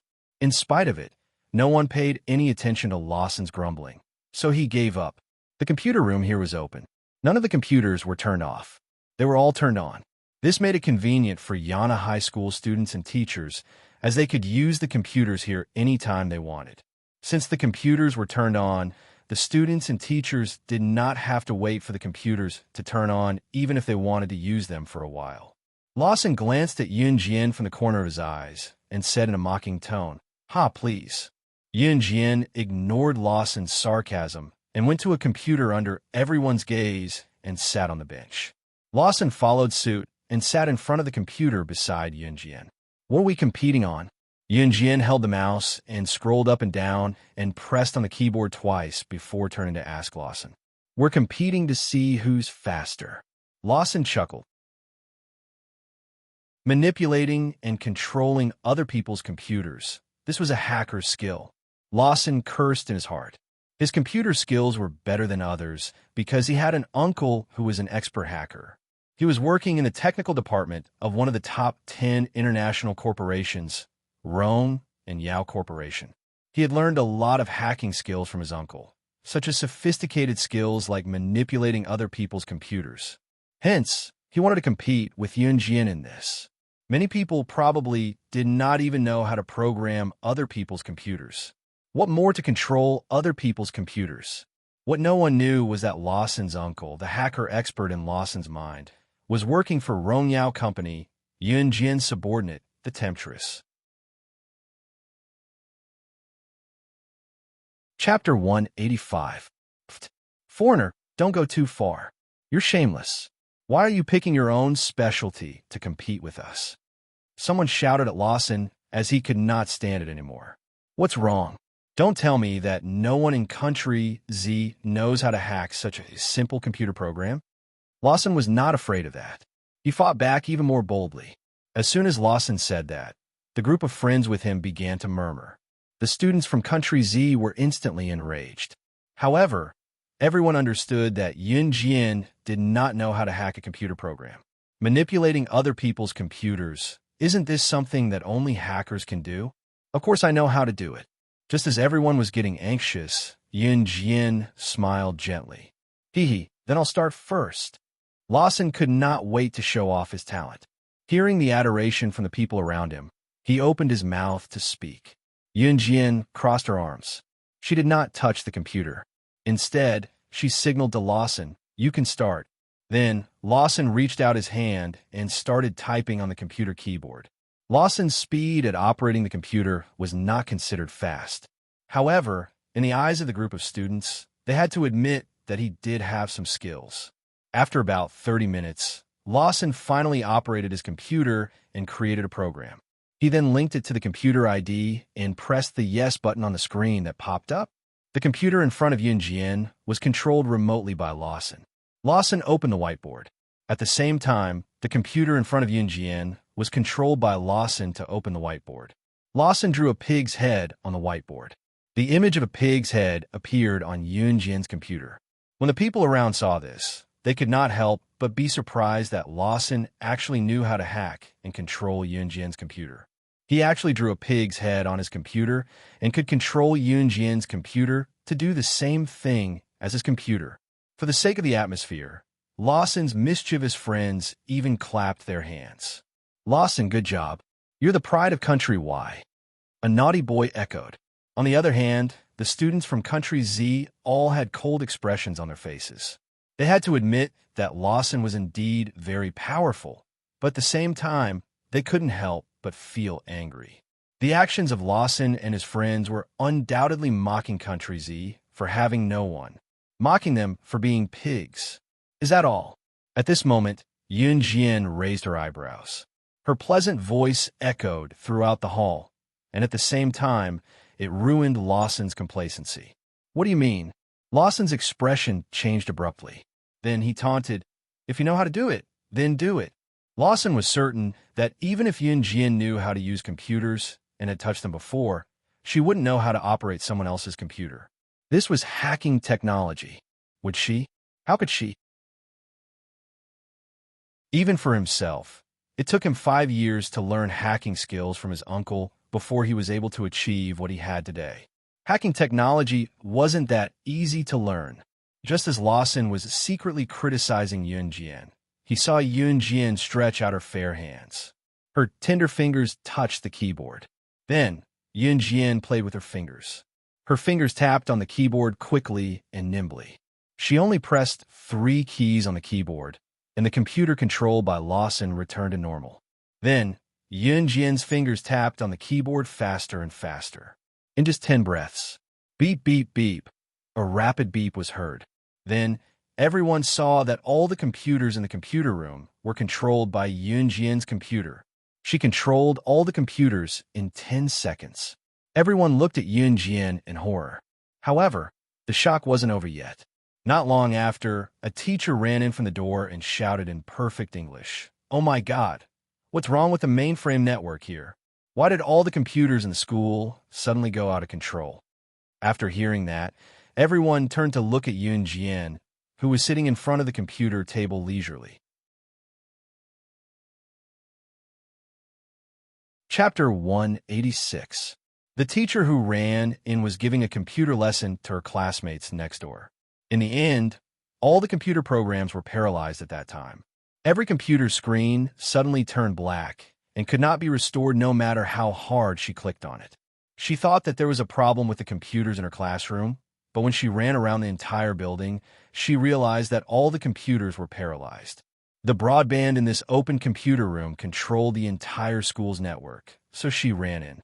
The teacher did not know that her words caused a huge uproar in everyone's ears. "No, it's impossible. How is this possible?" Lawson smiled bitterly as he stood up and shook his head desperately. How is this possible? Even his uncle, a top-notch hacker, could not take control of all the computers in Yana High School in just 10 seconds. 10 seconds, what did that mean? Lawson suddenly recalled that his uncle had told him about a person. That person was the top hacker in the world. No one knew her identity, but she was skilled in hacking. As long as she had a computer, she could do anything. She could even easily hack into the system of a top multinational company and completely destroy the other party's software in less than 10 seconds. Yunjian's methods were 80% similar to the person Lawson's uncle had mentioned. You. Lawson suddenly pointed at Yunjian and shook his head. Impossible. How can you be that person? Lawson's strange behavior shocked everyone present. Yunjian narrowed her eyes and supported her chin with her hand. She looked at Lawson and suddenly revealed a strange smile. Lawson's aura immediately deflated and he became completely silent. The group of people around them were shocked and even looked at Yunjian in horror. In the end, Lawson lowered his eyes as if he had lost all his arrogance. When he looked up at Yunjian again, his eyes were no longer as aggressive as before. "You win," Lawson said to Yunjian. Lawson's words made the students from Country Z scream in excitement. Yana High School was an international school, so they came here to study. However, the students of Yana High School had always looked down on them. It was because they came here to learn from a top-notch famous school. It could be considered as them paying respect to the other party. On the other hand, Yunjian's actions just now had viciously regained face for their school, and even for all the Z citizens. It wasn't as if Country Z didn't have people. "Jian, you're amazing." Chun Sinny ran to Yunjian gleefully and gave her a thumbs up. Yunjian just smiled. What Yunjian didn't expect was that Lawson and the others were in awe of her ever since she showed off her computer skills by controlling all the computers. But that was also true. In this world, the winner was the king, and the loser was the bandit. In the following days, Yunjian and the others studied and attended classes with the students of Yana High School. This was what advanced studies were all about. Everyone was here to experience the process of attending a foreign high school. At the same time, everyone here spoke English. Although Chun Sinny, and the other's pronunciation was not standard, they could still communicate with the people in Country Y.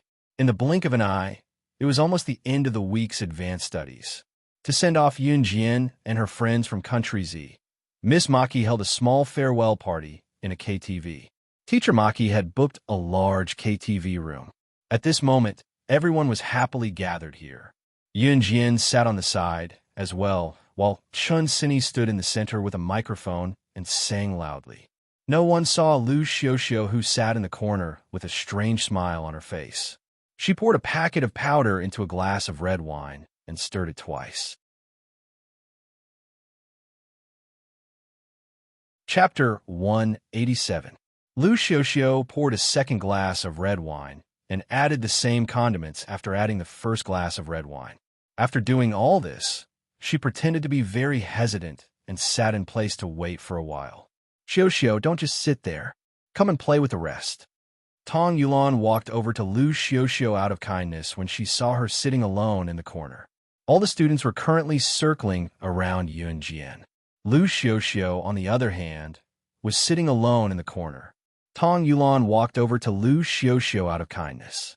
She didn't know that Lu Xiuxiu was waiting for her to say that. Yulan. Lu Xiuxiu pretended to look at Yunjian awkwardly and said to Tong Yulan with tears in her eyes, I was so rude to those two junior sisters a few days ago. I can't stand it. Yulan, you know that I'm a soft-hearted person with a sharp tongue. Tong Yulan knew that Lu Xiuxiu had quarreled with Chun Sini a few days ago. Now that so many people were flattering Yunjian, and Yunjian was Chun Sini's good friend, Lu Xiuxiu felt embarrassed. Lu Xiuxiu must be too embarrassed to walk over to play with the others. Xiuxiu, it's okay. Those two junior sisters are very kind. I even spoke to them just now. If you apologize, they'll definitely forgive you. Tong Yulan thought that Lu Xiuxiu was really going to reconcile with Chun Sini and Yunjian, so she quickly helped her. Lu Xiuxiu rolled her eyes at Tong Yulan in disdain. She secretly cursed Tong Yulan for hooking up with Chun Sini and Yunjian behind her back. However, Lu Xiuxiu pretended to be harmless. She blinked her eyes and tried to squeeze out tears. Yulan, how about this? I have 2 glasses of red wine here. Give them to the 2 girls. If they agree to drink it, I'll apologize to them in person. Lu Xiuxiu pushed the 2 glasses of red wine to Tong Yulan as she spoke. Don't tell them that I poured the red wine for them. I'm afraid that they won't drink it if they find out. Lu Xiuxiu was afraid that Tong Yulan would say that, so she continued. Because I feel that if I apologize to them after they drink the red wine I poured for them, the chances of them forgiving me will be higher. Don't you think so, Yulan? Tong Yulan was intimidated by Lu Xiuxiu. She really thought that Lu Xiuxiu was going to apologize sincerely. Good. Then it's settled, Xiuxiu. Tong Yulan thought that Lu Xiuxiu had changed, so she quickly took the 2 glasses of red wine and ran towards Yunjian and Chun Sini. At this moment, Lu Xiuxiu revealed a strange smile. She took out her phone from her trouser pocket and sent a text message to an account. Are you ready? I'll call them out later. You guys block them at the door. Capture him for me. Yunjian had already sensed that the pair of eyes in the corner had been staring at her and Chun Sini for a long time, until Tong Yulan came over with 2 glasses of red wine and handed them to Yunjian and Chun Sini. Junior sisters, you must be tired, right? I'll pour the red wine for you. Have a sip. Tong Yulan's innocent look was hard to reject. Yunjian and Chun Sini picked up the glasses of red wine. Chun Sini finished it in 1 gulp. Chapter 188.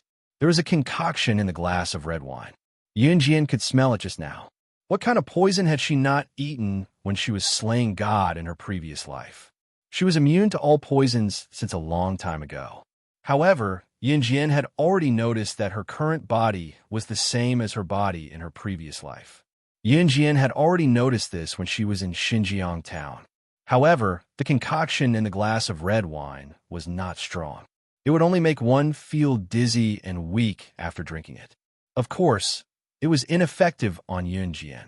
Yunjian did not think that Tong Yulan had purposely poured the red wine for her and Chun Sini to drink. She glanced sideways and caught a glimpse of Lu Xiuxiu, who was observing the situation from a corner not far away. It seemed like someone had a death wish. She would play along with her then. The farewell banquet continued. Tong Yulan followed Lu Xiuxiu's instructions and made Yun Jian and Chen Sini drink the red wine. She then ran to Lu Xiuxiu. Xiuxiu, they've drunk the red wine. Can you apologize now? Tong Yulan naively thought that Lu Xiuxiu would really apologize. Yulan, thank you. Lu Xiuxiu pretended to thank Tong Yulan sincerely. She then lowered her voice and said to Tong Yulan, Yulan, it's not good for me to apologize in front of everyone, right? Can you get the two of them outside, please? We can come in together after we've reconciled. This isn't a good thing after all. I'll be embarrassed if everyone knows about it. No problem.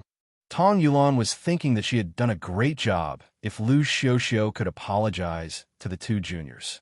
She gestured an okay with her hand and turned to run to Yun Jian and Chen Sini. Yun Jian had seen Tong Yulan and Lu Xiuxiu's interaction, but she did not make a sound. At this time, Chen Sini was so weak that she couldn't exert any strength. Because she had drunk some wine just now, her cheeks were red and she was a little drunk. She felt like her soul had been turned upside down. Can you guys come out with me for a while? I want to talk to you guys in private. Tong Yulan was excited when she ran over. She couldn't wait to ask Chen Sini and Yun Jian to go out with her to see Lu Xiuxiu. Then, Lu Xiuxiu apologized to them, and they reconciled. Oh sure. Although Chen Sini was a little drunk, she could still understand Tong Yulan's words and agreed immediately. Yun Jian also agreed. The three of them opened the door of the KTV and walked out. Because it was common for people to go to the bathroom, Yun Jian and the others did not attract much attention when they went out. Only Yun Yi glanced at Yun Jian and the other two. She didn't think it was inappropriate. After all, no matter how hard she thought about it, he would never think that someone would plot against his sister. On the other hand, his sister was so powerful. If someone wanted to harm her, they had to have the ability to do so. When Yun Jian and the others opened the door of the KTV and took 2 steps out, a few tall and strong men rushed towards them before Lu Xiuxiu arrived. You? Tong Yulan was shocked. She had just opened her mouth when the group of men covered her mouth. The word you was completely obliterated by the noise of the KTV. The men ran over and tied up Yun Jian, Chen Sini, and Tong Yulan swiftly. They covered their mouths with black tape and ran away with them. Chapter 189. These men were obviously trained and most likely specialized in this line of work. Hence, they were very experienced. Yun Jian didn't resist, and the men tied her hands and feet easily. Yun Jian and the other 2 girls couldn't make a sound because their mouths were covered with black tape. They were dragged out of the KTV. Even if there were passers-by who saw them, they wouldn't help them.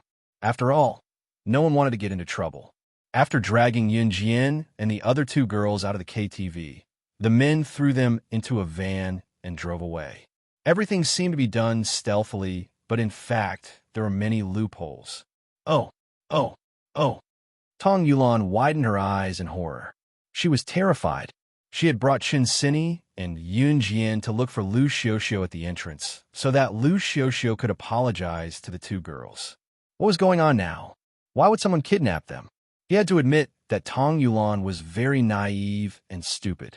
Until now, she still hadn't connected the dots. Shut up. One of the men shouted at Tong Yulan when he saw her struggling. He spoke in Chinese. These men were from Country Z. Tong Yulan was frightened when the man shouted at her. She had never seen such a scene before.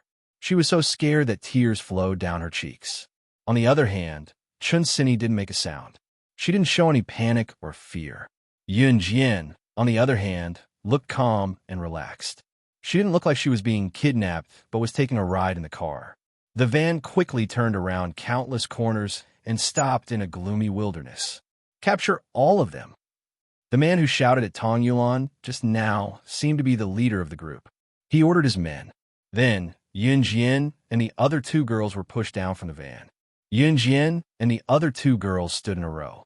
The burly leader dug his nose and waved his hand. The other two burly men next to him tore off the black tape, covering the trio's mouths one after another.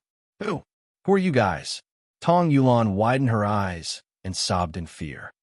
Who are we? Ha ha ha. We're here to F*CK you guys up. The man laughed out loud and sized up Yunjian and the other two girls. Yunjian, Chun Sini, and Tong Yulan had exquisite looks. They were so beautiful that they had their own advantages. Moreover, they had exquisite figures and slim figures.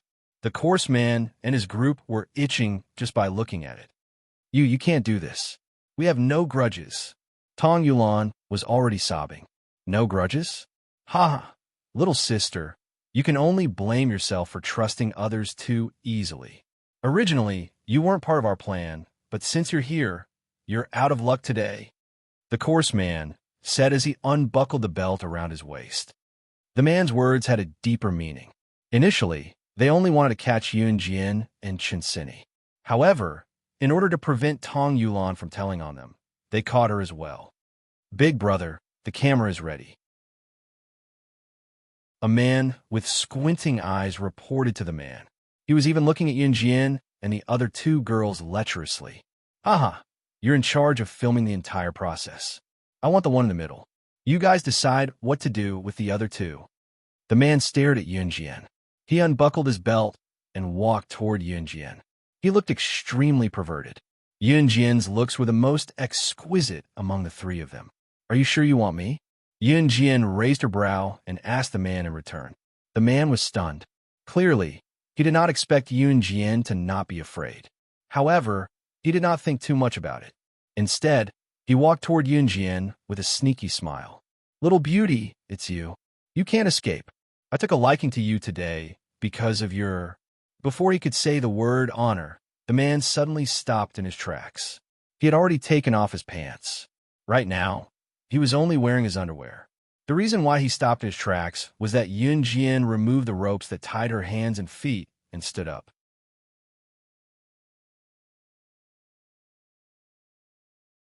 Chapter 190.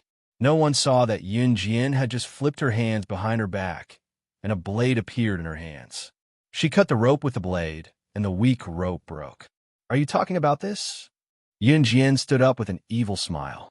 She picked up the rope that was tied to her, but she cut it with one hand. You tied it too loosely, and it broke by itself.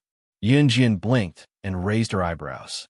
After saying that, she threw the rope directly to where the coarse man and the others were. Tied it too loosely? How is that possible? The coarse man exclaimed. Just now, he was afraid that they would break free from the rope.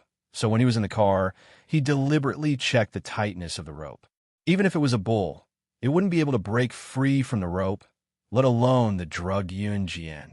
How'd she do it? Obviously, the coarse man and the others all thought that Yunjian and Chinsini were drugged. Even if they had the strength of a bull, their bodies would definitely be weak at this time. But why didn't Yunjian have any trace of being drugged? Now, it's time to settle our accounts. Yunjian clasped her hands together, and the bones of her two hands made a crisp GG sound. The coarse man and the others were frightened when they heard it. So what if you broke free from the rope? The coarse man and the others quickly realized that Yunjian was just a little girl. So what if she wasn't drugged? So what if she broke free from the rope? Could it be that a group of big men couldn't beat this little girl? The coarse man secretly cursed. After he took turns with the three of them, he would record a video and send it to Lu Xiuxiu, and then he would receive a commission. So, what did it mean even if Yunjian untied herself?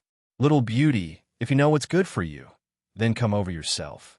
Big brother promises to treat you well. Otherwise, Big brother will make you regret being born. The coarse man rubbed his hands and smiled evilly. The coarse man didn't know that his words touched Yunjian's bottom line. Yunjian had never been a soft-hearted person.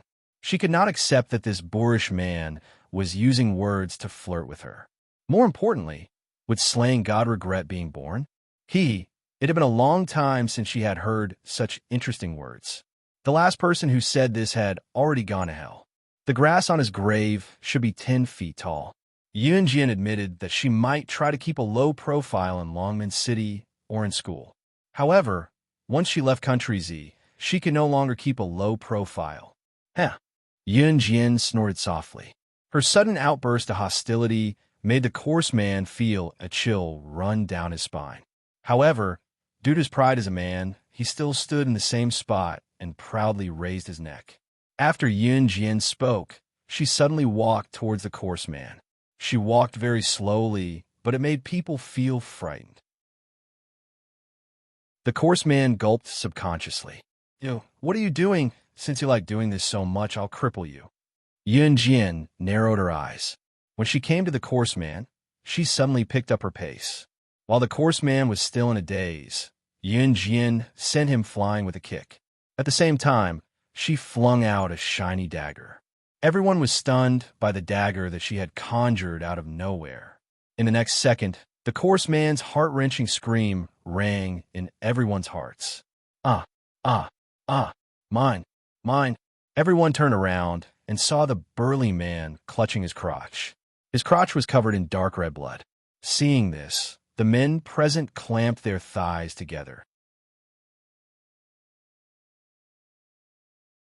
Chapter 191. Yun Jian's dagger pierced through the vulgar man's genitals. She wanted him to die without any descendants. The men who were with the vulgar man all looked at Yun Jian in horror. There was no longer any desire for a beauty in their eyes. Instead, it was as if they had seen a devil. No, Yun Jian was the devil. As for what Yun Jian said, no one dared to doubt her anymore. We were wrong. Please spare our lives, heroine. The first to beg for mercy was the man who had prepared the camera and was in charge of recording the video. The moment the man begged for mercy, the surrounding men who were working under the vulgar man also started begging for mercy. What a joke. Even the vulgar man was kicked away by Yun Jian and cut off his genitals with a swing of the dagger. He didn't even have a chance to struggle. They weren't fools. If they didn't beg for mercy now, did they really want to wait for their genitals to be cut off and die without any descendants? Yun Jian ignored the group of men. She turned around to untie Chun Sini and Tong Yulan, who was looking at her in horror. Chun Sini had been kidnapped once before. This time, it was probably because Yun Jian was around, so she wasn't that afraid. On the contrary, it was Tong Yulan's first time witnessing Yun Jian's methods. After she was untied, she was still in a daze. Yun Jian untied the two of them and stood in the middle of the group of men who were begging for mercy. At this moment, she didn't seem like an ordinary junior high school girl. Instead, she seemed like a high and mighty king. You guys worked together with him to deal with me just now. Why shouldn't I kill all of you like how I killed him? Yun Jian exuded a vicious aura. She pointed at the vulgar man who had fainted and was rolling on the ground and said, as she spoke, she raised her hand and a sharp dagger appeared in her hand. Everyone was shocked that Yun Jian could magically produce a dagger.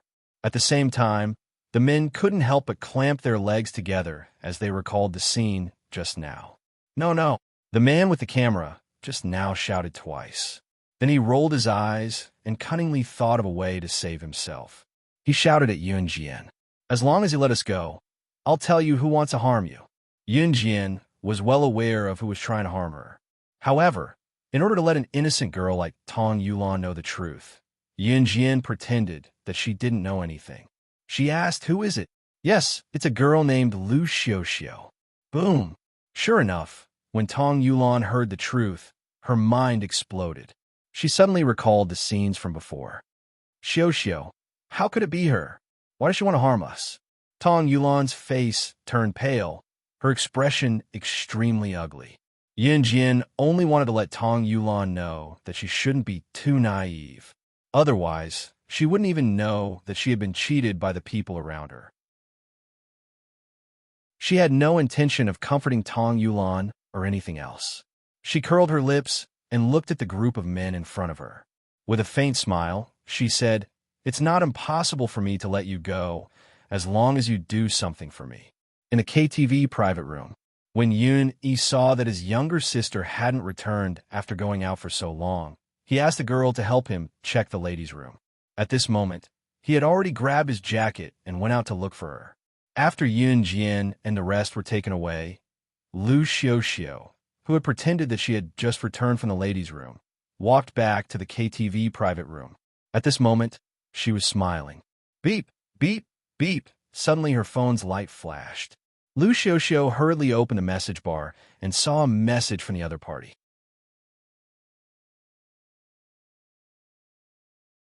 Chapter 192. Seeing that the matter was settled, Lu Xiaoxiao immediately stood up. She casually found an excuse to walk out of the KTV and rush to the hotel where the message came from. At this time, Lu Xiaoxiao only knew that the matter was settled. She didn't even think about why the group of men wanted to give her the video in the hotel. She went there full of joy. She couldn't wait to see the video of Chun Sini, who dared to go against her, and Chun Sini's beautiful and delicate friend, Yin Jian, who she always disliked, being raped by men. She also wanted to see the response after the video was released. Lu Xiaoxiao didn't realize how much damage it would do to an ordinary girl if she really succeeded in doing so. Maybe she just wanted to take revenge for a moment of pleasure. Ligu Hotel, in front of room 3011. Lu Xiaoxiao excitedly knocked on the door. The door was immediately opened. Come in, the video is inside. The man who came out to open the door said to Lu Xiaoxiao in a neutral tone. Lu Xiaoxiao didn't even think about it. She even thought that this matter was supposed to be a secret deal, so she stepped inside and deliberately closed the door. The moment Lu Xiaoxiao entered the room, the man covered Lu Xiaoxiao's mouth and shouted into the room, "Brothers, come out." This woman caused our big brother to lose his manhood and almost caused us to become like this. If we don't K her until she cries today, I'm a bastard. In an instant, a row of men walked out of the room. They were only wearing underwear and bare arms, and they all looked at Lu Xiaoxiao with lecherous and angry eyes. This group of people was undoubtedly the group of men under the vulgar man. Oh. Lu Xiaoxiao, whose mouth was covered, shook her head desperately. She fiercely widened her eyes and looked at the group of men who were crowding towards her in horror. At this moment, Lu Xiaoxiao completely tasted the taste of despair. Suddenly, the room was filled with charm. The men's lewd laughter mixed with the desperate cries of women begging for mercy. Outside the door, Yin Jian and the other two watched Lu Xiaoxiao enter the room. Not long after, a series of ambiguous and creepy screams came from the room. Are we going too far?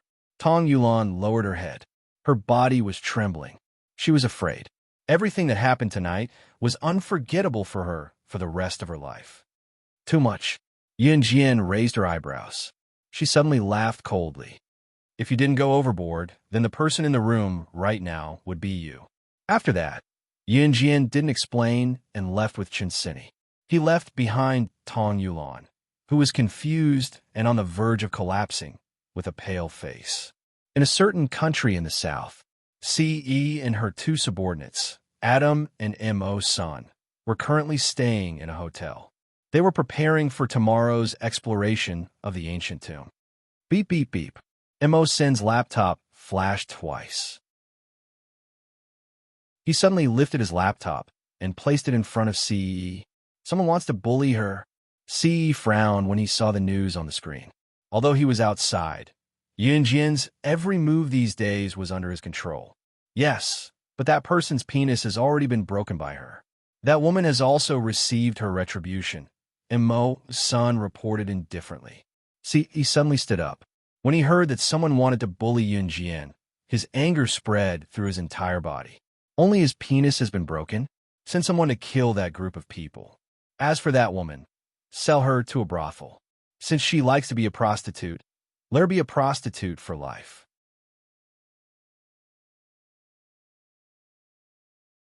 Chapter 193. Lu Xiaoxiao, who is currently experiencing immense despair, did not know that a bigger storm was waiting for her. And all of this was because she had done a series of irrational actions in a moment of anger, which caused her to offend someone she shouldn't have. On their way back to the KTV, Yin Jian and Chun Sini happened to bump into Yun Yi, who was looking for them anxiously outside. Yin Jian and Chun Sini had been missing for more than an hour, but the people in the KTV room had yet to notice. However, as the elder brother, Yin-Yi did not want to disturb the joyous atmosphere of the group. Moreover, he was worried about his younger sister since they were overseas and not in Longmen City, so he went in circles outside to search for them alone. It was not until he bumped into Yun Jian and Chun Sini walking back side by side on the road. Yun-Yi ran over, his tall frame blocking the duo's path. "Where did you guys go just now?" Yun-Yi panted. It was obvious that he had been searching for Yun Jian and Chun Sini for a long time as he asked them worriedly, out of breath. "Go. We thought the KTV was too noisy and boring. We're going back to Longmen City tomorrow, so we wanted to come out for a walk." "Don't you think so, Sini?" Yun Jian was afraid that Yun-Yi would be worried if he knew the truth, so she and Chun Sini had come up with a response. Therefore, the words that came out of her mouth were smooth. Yeah. Chun Sini was still a little sensitive to lying, but she agreed with Yun Jian. Yun-Yi did not notice Chun Sini's reaction. He breathed a huge sigh of relief when he found them. Then, Yun-Yi told Yun Jian solemnly, "Shout, Jian, don't run out on your own without telling me next time. I'll be worried. You must at least tell me when you come out next time." Faced with Yun-Yi's genuine concern, Yun Jian felt a warmth in her heart as she nodded. "I know, brother." Yun-Yi nodded as well. Then, the three of them went back to the KTV.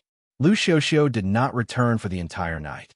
In spite of it, one could only imagine how pathetic Lu Xiuxiu was. Until the next evening, when they took the plane back to Longmen City, Yun Jian and the rest did not see Lu Xiuxiu again. Only Instructor Ding mentioned Lu Xiuxiu briefly, saying that her parents had come to pick her up in the middle of the night. Since it had happened, the instructors could not say much. In addition, Lu Xiuxiu's presence was not prominent, so other than Yun Jian, Chun Sini, and Chun Sini who knew about it, no one else was interested in discussing it. Before boarding the plane, Lawson brought his mischievous brothers to send Yun Jian off. He vowed to Yun Jian, "Next time, I, Lawson, will win against you." Yun Jian found someone like Lawson who was brave enough to take responsibility for his actions and never played tricks behind people's backs. She simply replied, "I'll be waiting." After that, she narrowed her eyes. The moment they boarded the plane back to Country Z, it was the end of their week-long study abroad. Of course, the students learned a lot from it. They were deeply enlightened during this period of study abroad. When they returned to Longmen City, the school gave Yun Jian, Chun Sini, and the rest a few days off so that they could have time to recuperate and rest. Hence, Yun Jian had been loitering in the military training camp and at home these days. At the same time, she quickly found Lu Haoze, the boy who knew that she had hypnotized him. Lu Haoze was a first-year student in a high school. Moreover, the high school he attended was the same as his cousin, Qin Fenger, who was in the same school. It was Friday at the entrance of Tanchi High School after school. Yun Jian stood at the school entrance with her arms crossed. Her pretty face and slender figure attracted many passers-by's attention.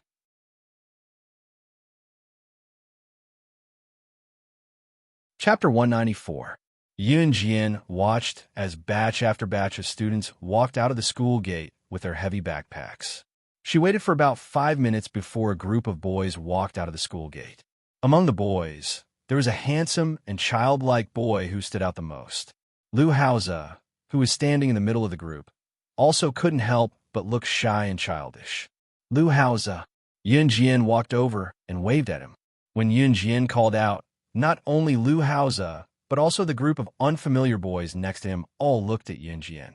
Seeing that Yun Jian was a standard beauty, some of the more active boys started to tease Lu Haoze. "Yo, where did this little beauty come from?" "Lu Haoze, the little beauty is calling you. Why didn't you reply?" A tall and thin boy standing next to Lu Haoze teased him. Lu Haoze's cheeks instantly flushed red. He was so shy that even the tips of his ears turned red. He couldn't even say a word to explain himself. He only looked up at Yun Jian for a moment, then quickly lowered his head and asked in a small voice, Why are you looking for me?" He definitely recognized Yun Jian. Yun Jian wasn't shy. She walked over and stood in front of Lu Haoze and the group of tall and thin boys. She said to Lu Haoze, "I'm looking for you. There's something." Lu Haoze immediately guessed that Yun Jian was looking for him because he blurted out that Yun Jian knew hypnotism last time. However, he became even more shy. The redness on his face was unavoidable. It had to be said that Lu Haoze was very shy. Yun Jian felt that Lu Haoze was acting like this. Not only did she not despise him for blushing like a little girl, but she also felt that he was a little cute. This Lu Haoze was very similar to her little brother when she first met him in her previous life. Especially when he first met a stranger, his face was pink and tender. Yun Jian couldn't help but feel sad when she thought of her little brother. Oh, Lu Haoze had just nodded when a boy next to him pushed Lu Haoze in front of Yun Jian. Kid, go. Haha, your luck with women is here. These words made Lu Haoze blush even more. Yun Jian didn't care. Besides, there was nothing between them. It was normal for puberty students to be entangled in the love between men and women.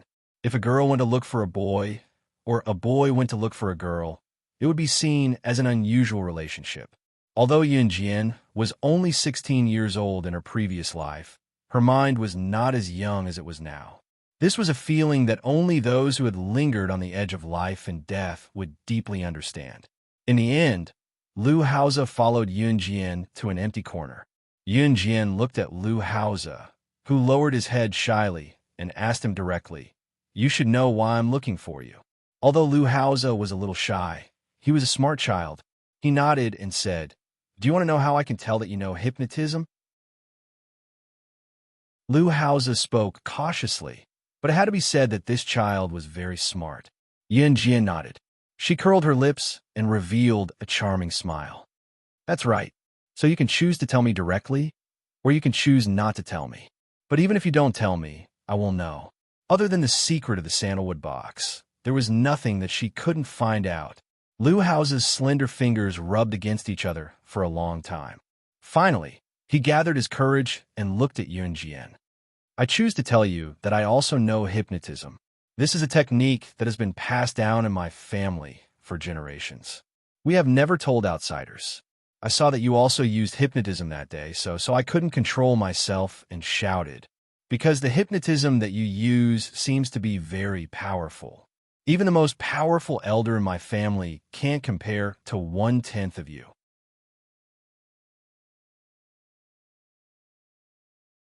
Chapter 195. For some reason, when Yun Jian heard Lu Haoze say that his family elder's old friend used the same hypnotism technique as her, she suddenly thought of the old man who taught her these skills in her previous life. She actually didn't know what that old man was called, where he came from, or where he was now. This matter had actually happened many years ago. When she met the old man in her previous life, she was only 10 years old. She unintentionally saved his life when she was 10 years old. In the next 2 years, the old man taught Yun Jian everything he had learned throughout his life. However, he disappeared without a trace. But in Yun Jian's heart, this old man was like her life's enlightenment mentor. Perhaps without this old man, she wouldn't have achieved what she had in her previous life. "Do you know where your elder's old friend is now?" Yun Jian raised her eyebrows. Although her tone was as calm as usual, her heart was already in turmoil. She suspected that the old man was Lu Haoze's family elder's old friend. Lu Haoze slowly spoke under Yun Jian's expectant gaze. In the end, he only shook his head apologetically and lowered his head. "I don't know." The sparkle in Yun Jian's eyes dimmed as well. In her previous life, she used her power to find the old man, but it was as if the old man had never appeared in this world. He completely disappeared without a trace. But our family's elders might know something. Lu Haoze's next words reignited Yun Jian's hope. "Really?" Yun Jian stared at Lu Haoze's young face and asked. Lu Haoze's face turned red again. He said evasively, "Really? If you want to know, I can take you to see the elder of my family. However, he has gone to the countryside and won't be back for a while. When he comes back, I'll ask you to go find him. Okay, it's a deal." Yun Jian narrowed her eyes. Then, she loosened her eyebrows and looked at Lu Haoze with a faint smile. She continued, "Then let me formally introduce myself. I'm Yun Jian, a student of Longmen First Middle School's Grade 3 Class A. When your elder comes back, you can come to our school directly to find me. Liu Haoze nodded his head again, agreeing to it. What a shy child. Yun Jian touched her chin and couldn't help but sigh in her heart. Although Liu Haoze was older than Yun Jian treated him as a younger brother. A period of time, Yun Jian rested at home for a few days. She received news that Zhang Jifan's arrangement of the shop's renovation was coming to an end. This was much faster than planned. Once the shop's arrangements were completed, Yun Jian planned to officially start importing cars for sale. For the next few days, whenever there was a break, Yun Jian would strengthen her training in the military training camp. Since she had some free time this weekend, Yun Jian planned to accompany Qin Yuru to buy some winter clothes or cotton shoes for her. Qin Yuru's clothes were old and worn out. Who knew how many years these clothes had been worn? Even the color of the clothes had faded. Yun Jian claimed that she went out to do some temporary work when she was free. She said that she wanted to experience life better. Claiming that she had received her salary, she dragged Qin Yuru to a clothing store that was rather expensive but had nice and high-quality clothes to pick out some clothes.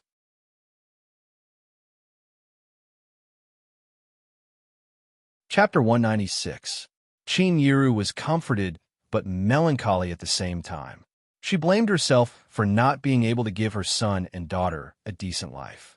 In spite of it, seeing how filial her son and daughter were now, she could close her eyes in peace even if she were to die right now. Xiao Jian, I appreciate your kindness. I still have clothes to wear now. Keep the money for yourself. Qin Yuru pushed and shoved Yun Jian, but was eventually dragged into the clothing store. Mom, I earned this money. I can spend it however I want. Now that I'm buying clothes for you, you have to accept it even if you don't want to. Yun Jian pressed her lips into a smile and pulled Qin Yuru into the store. Yun Jian looked more like an ordinary, well-behaved girl who only knew how to be filial to her elders. Qin Yuru felt warm inside when she heard Yun Jian's words. Then I'll buy one piece of clothing. Just one piece, no more. Qin Yuru finally relented, afraid that Yun Jian would buy more clothes for her, so she spoke first. The interior of the clothing store was quite beautiful, but it was because of the store's decorations that people would think that the items in the store were not cheap. That was why Qin Yuru emphasized that she would only buy one piece of clothing. Just one set. One piece of clothing, a pair of pants, and a pair of shoes. I want you to wear the entire set of clothes I bought. That's the only way. Yun Jian snuggled up to Qin Yuru and shook her hand as she spoke coquettishly with a grin. You child. Qin Yuru tapped Yun Jian's forehead. There was indescribable affection in her tone, but she still acquiesced in comfort. Yun Jian would only show her childish side in front of Qin Yuru. Hello, how can I help you? The store's attendant was a polite person. When she saw Yun Jian and Qin Yuru walk in, she did not mind that Yun Jian and Qin Yuru were dressed plainly and went over to greet them politely. Mom, see if there's anything you like. Yun Jian turned to Qin Yuru. Qin Yuru nodded and did not reject her daughter's kindness, choosing a few pieces of clothing that she liked to try on. In the end, she decided to buy the cheapest piece of clothing in the pile. Yun Jian did not say much. She paid and left after the attendant sent her off respectfully. Then, Yun Jian bought a pair of pants and a pair of shoes for Qin Yuru from another store. Mom, I'll carry the bags, Yun Jian said and snatched the 3 bags. Qin Yuru was even more gratified when she saw this. Yun Jian and Qin Yuru were about to leave the mall and walk out. This was a shopping mall. The mall was divided into many levels and sold different things on each level. It could be said that it had everything. At this moment, Yun Jian and Qin Yuru were walking down the stairs on the 2nd floor. Murder! Murder! At this moment, there was a sudden scream from the entrance. Because there was a lot of people in the mall, it was difficult to turn around and walk away, let alone run away. At this moment, there was a sudden scream from the crowd. Many people did not see the situation at the entrance clearly and began to panic. Yun Jian and Qin Yuru could see 3 or 4 masked men in black rushing in from where they were standing. These men each had a watermelon knife in their hands. They stabbed and slashed at anyone they saw. These criminals seemed to have appeared suddenly, and at the same time, they caught everyone off guard. A few unlucky people did not even have time to react before they were stabbed in the vital parts by these criminals who suddenly rushed into the mall to kill people. They fell to the ground on the spot. Ah, ah, ah. In an instant, the screams and shouts, as well as the sounds of people jostling and running away, filled the entire mall. By the time Chin-Yiru reacted, one of the criminals with a watermelon knife was already rushing towards Yun-Jian and Chin-Yiru. Chin-Yiru understood the severity of this sudden situation.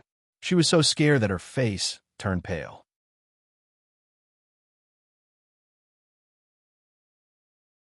Chapter 197. Out of motherly instinct, the first thing that came to Chin-Yiru's mind when she was caught in such a dangerous situation was not that Yun-Jian's unusual skills could save her. It was that she wanted to save her daughter. Therefore, she instinctively pushed Yun-Jian away while she stood where she was. Even if she had to die, she had to buy time for her daughter to escape. The scene was already in a state of panic. Everyone was running away like headless flies. No one dared to stand up and fight with the criminals. Yun-Jian's docile gaze shifted abruptly as malice exploded in her eyes. Seeing that the criminal was about to stab Chin-Yiru, who was closest to him, with a long watermelon knife, Yun-Jian pulled Chin-Yiru behind her without a second thought. Chin-Yiru shrieked when she saw it. Xiao-Jian, no. She thought that Yun-Jian was going to take the knife for her. Chin-Yiru's shriek was soon drowned out by the chaotic screams. No one around them noticed the commotion as they were busy running for their lives. Realizing that the criminals were going on a killing spree, the crowd was eager to push everyone around them away to block the criminals so that they could have time to escape. Clang! Before Chin-Yiru could snap out of her wails, Yun-Jian had already kicked away the watermelon knife in the criminal's hand. Help! Help! Sob! A well-dressed woman who ran past Chin-Yiru shrieked and grabbed Chin-Yiru, pushing her toward the criminal who was slashing at her. The criminals killed everyone they saw, stabbing and slashing anyone who was in front of them. Seeing that she was about to be caught by the criminals, the woman pushed Chin-Yiru away in fear so that she had time to escape. You're asking for it. When a woman pushed Chin-Yiru toward another criminal who was chasing her, Yun-Jian had just kicked away the watermelon knife in the criminal's hand. With a low growl, rage engulfed her. Seeing that the knife in the criminal's hand was about to plunge into Chin-Yiru's heart, the woman squeezed her way to the back of the crowd and ran away, looking terrified. Chin-Yiru was shielded behind Yun-Jian and pulled out by the woman. She felt like her heart was in her throat. Part of it was because he was worried that Yun-Jian had just defended him from the robber. Another reason was that the other robber's blade was already inches away from him. She could even feel the arrival of the Grim Reaper. However, in the next second, Yun-Jian dashed over. She pulled Chin-Yiru away and blocked the knife for Chin-Yiru with her hand. Chin-Yiru was suddenly pulled away by the woman to block the knife. Yun-Jian did not react in time, and it was too late for her to react. Therefore, she used her fastest speed to pull Chin-Yiru away again. In order to prevent Chin-Yiru from getting hurt, she used her own hand to block the knife. In addition, the criminal's watermelon knife had already cut Yun-Jian's arm. In an instant, fresh blood spurted out. Yun-Jian's eyes instantly darkened. She was not a god. In her previous life, she had killed all her enemies, but she herself was also covered in blood. She had not experienced this kind of hurt in a long time. The feeling of her skin being cut open and her flesh being torn apart reminded her of the feeling of killing. You want to kill my mother? I'll take your lives. A murderous aura erupted from Yun-Jian's body. The blood that flowed from her arm dripped onto the ground, but she did not even look at it. She looked at the group of criminals with a murderous aura. At this moment, even the criminals who had killed until they were numb to it were all stunned. When the surrounding people who had run far away came back to their senses, they could see a young girl with blood flowing from her arm looking at the group of criminals with a murderous expression. Was she not afraid of this group of murderous criminals?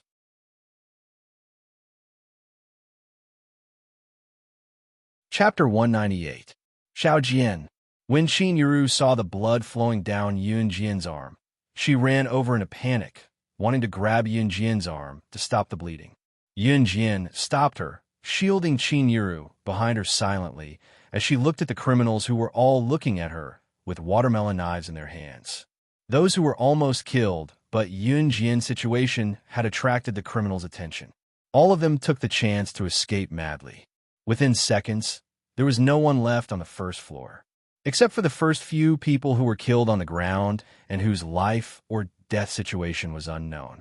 Since the mall only allowed entry and exit, meaning that there was only one entrance, the second, third, and fourth floors of the mall were crowded with people. It was not that these people were unwilling to leave.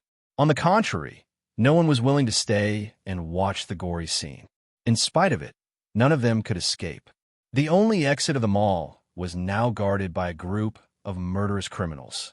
They could only squeeze upstairs with all their might, hoping to survive until the end and wait for the police to send someone to rescue them. Everyone was afraid that they would be caught and hacked to death by the criminals. Everyone was fearful in the face of death. From where they were trapped, they could see Yun Jian's fair and tender arm clearly. Blood dripped onto the floor from the knife wound, connecting with the ghastly pool of blood on the ground. The girl, however, did not seem to feel any pain as she allowed the blood to flow from her arm. It was a sight that sent chills down one's spine. A group of 4 masked criminals in black made a few hand gestures and went for Yun Jian with watermelon knives. It was obvious that this was a premeditated massacre. It was the peak hour of the mall, so there were many people walking around, to the point that it was crowded. The criminals had chosen to massacre people here because there were so many people here. One slash was enough to kill someone. The people here were all civilians. Even if someone was stabbed to death, no one dared to stop it because everyone was afraid that they would be killed. This fueled the criminals' desire to kill even more. Now, Yun Jian had appeared out of nowhere. She had kicked one of the criminals' watermelon knives away and pulled Qin Yiru to avoid another one stab. Judging by her skills just now, she was definitely not an ordinary person. Hence, the criminals went for Yun Jian. They didn't know that they were slashing the blade of the Grim Reaper. There was no return. Slap! Yun Jian narrowed her eyes. Keeping Qin Yiru within her protective range, she extended her leg and stomped the handle of the watermelon knife that had fallen to the ground from the thug she had just kicked away. The watermelon knife bounced off the ground due to the rebound force. Yun Jian reached out and caught the watermelon knife without even bending over. Xiao Jian! Xiao Jian! Qin Yiru called out in panic, as if realizing what Yun Jian was about to do. Splat! With the sound of a knife stabbing into flesh, the criminal closest to Yun Jian was stabbed to death by Yun Jian in the next second. Yun Jian, who had stabbed the criminal to death, did not panic like everyone had expected. On the contrary, she was calm as if she had just killed an ant. The other 3 criminals narrowed their eyes, but they still stabbed at Yun Jian with their watermelon knives. Swoosh, swoosh, swoosh. 3 sounds were heard, but the 3 criminals had yet to react. Yun Jian did not even move from her spot. The 3 criminals collapsed on the spot as their throats were slit by the watermelon knives that Yun Jian had flung out. Murder! This young lady had killed someone. She was so skilled. It was as if she had practiced it countless times. In spite of it, the people who witnessed the scene were not as frightened as they had expected. Instead, they breathed a sigh of relief.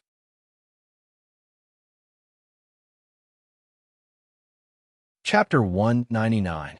In such a critical moment, no one dared to go against the criminals who were wielding watermelon knives. Everyone was thinking that it would be best for them to avoid the situation, but none of them considered that the criminals were not skilled in martial arts. Even if they were trained, there were only 4 of them. There were at least thousands of people who were running for their lives in the mall, if not tens of thousands. Among the thousands of people, there were plenty of men in the prime of their lives. However, no one dared to stand up against the criminals who were slaughtering innocent people. Human nature was the most fundamental manifestation of human nature in times of crisis. In the end, the one who stood up to save everyone was this underage girl who looked like she was not even 18 yet. While everyone breathed a sigh of relief, they could not help gawking at Yun Jian. Xiao Jian! Qin Yuru was stupefied by Yun Jian's murder just now. Her daughter, who had always been sensible and obedient, had actually killed someone. Her Xiao Jian had actually killed someone. Killing people is against the law. Mom. Yun Jian took a step closer to Qin Yuru and held Qin Yuru's trembling hand. Mom, if I didn't kill them just now, we'd be the ones who died. Qin Yuru looked at Yun Jian as she shuddered. She opened her mouth, filled with doubts about Yun Jian's behavior just now, but she could not get anything out of her. Yun Jian was right. Moreover, from a legal point of view, if one killed the other party when one's life was threatened, it was considered self-defense and would not be punished. Xiao Jian, your hand is still bleeding. I'll take you to the hospital. Let's go to the hospital and get it bandaged. Qin Yuru suddenly felt something wet on the back of her hand. Looking down, she saw that the blood on Yun Jian's arm was gushing down even more violently. She panicked, forgetting about what Yun Jian had done just now as she pulled Yun Jian out. Mom, hold on. A sharp glint flashed across Yun Jian's pretty eyes as she patted the back of Qin Yuru's hand to comfort her. Qin Yuru was indeed stupefied. She had never encountered such a situation in her life. Yun Jian, on the other hand, simply tore a corner of her shirt into a rectangular bandage and bit on the makeshift bandage made from the fabric, wrapping the bandage around the wound on her arm out of habit under everyone's gaze. The wound was not deep for Yun Jian, but the cut was deep enough to see the flesh and bone. Yun Jian took it without even blinking. The others were surprised as well. Such a deep wound, not to mention a little girl like her, even if it were an adult, who would be able to bandage their own wounds so habitually like her. Judging from the speed of his bandaging, it seemed like he had practiced it very well. How old was she? Just as everyone was thinking about this, Yun Jian had finished bandaging her wound. She lifted her leg and walked up the stairs leading to the first floor and the second floor. The group of people on the second, third, and fourth floors were more or less afraid when they saw Yun Jian, who had just killed the gangster, walking up the stairs. As a result, when Yun Jian walked over, the group of people automatically squeezed to the side to make way for Yun Jian. In the end, Yun Jian came to a corner and pulled out a woman in luxurious clothes. You, what are you doing? The woman looked at Yun Jian in fear. The moment she saw Yun Jian, she thought of Yun Jian's expression when she killed the gangster. Her heart trembled with fear. This woman was the culprit who pulled Qin Yuru and used her as a meat cushion when they were escaping and caused Yun Jian's injury. I'm not planning to do anything. Yun Jian looked at the woman with a smile. She smiled strangely, and in the next second, a fiery slap landed on the woman's face, making a loud noise in this place where no one dared to make noise.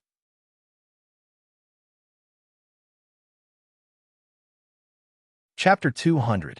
The woman screamed. She was wearing a designer coat and carrying a Chanel bag. It was obvious that she was from a wealthy family. At this moment, she was slapped by Yun Jian. Yun Jian's slap was not light. After the woman was slapped, she coughed violently.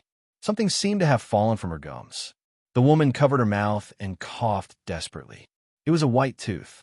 This woman's tooth was broken by Yun Jian. But seeing Yun Jian do this, the people present did not even dare to fart. This little girl had just killed someone. She had killed someone. Who would dare to interfere in this matter? My tooth.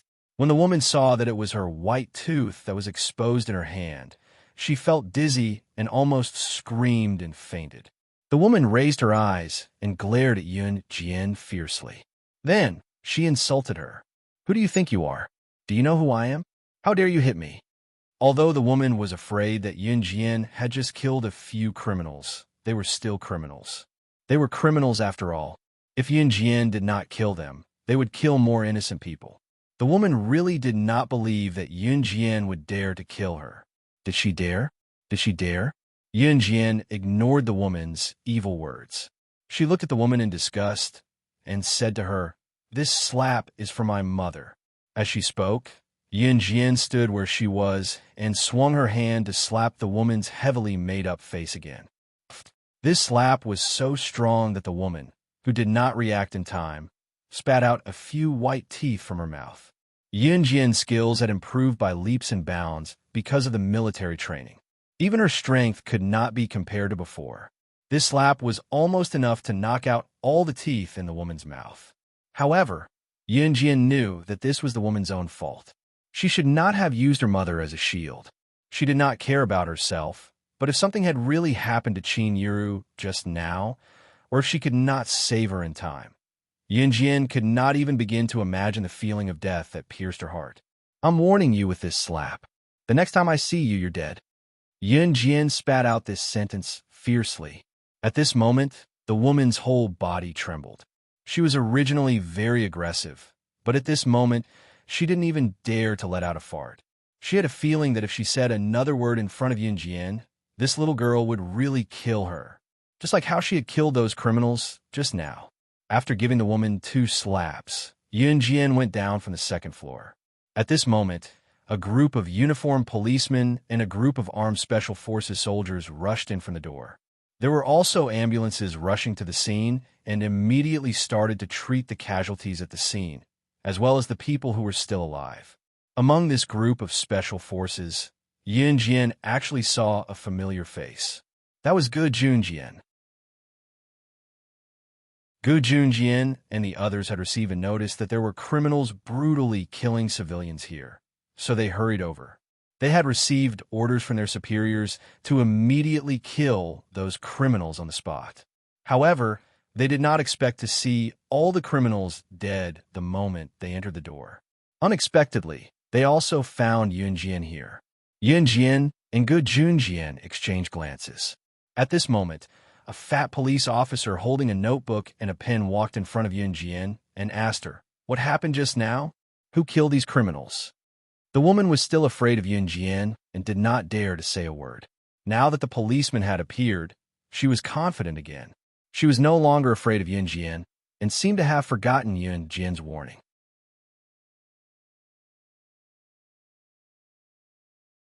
Chapter 201. The woman's words caused all the police officers, medical staff, and special forces soldiers to look at Yun Jian in shock. Other than Gu Junjian, everyone who had just arrived was completely shocked. If it was said that these murderous gangsters were slashing at the crowd with knives, they were killed by a group of men at the scene. Even so, the group of professionals at the scene would still be shocked. After all, these criminals were holding watermelon knives in their hands. If an ordinary person fought against them with their bare hands, it would be very easy for them to be stabbed. It could even threaten their life at any time. However, what appeared in front of everyone's eyes was that other than the people who had collapsed on the ground floor, there was only Yun Jian and Qin Yuru left in the lobby. There was also the group of 4 criminals. The criminals were all dead. Coincidentally, the cloth that was temporarily used as a bandage on Yun Jian's arm was stained with bright red blood. It was obvious that she had just fought with the criminals. As the saying goes, seeing is believing. In addition, there was a group of people standing on the 2nd, 3rd, and 4th floor of the shopping mall. They were all trembling with fear.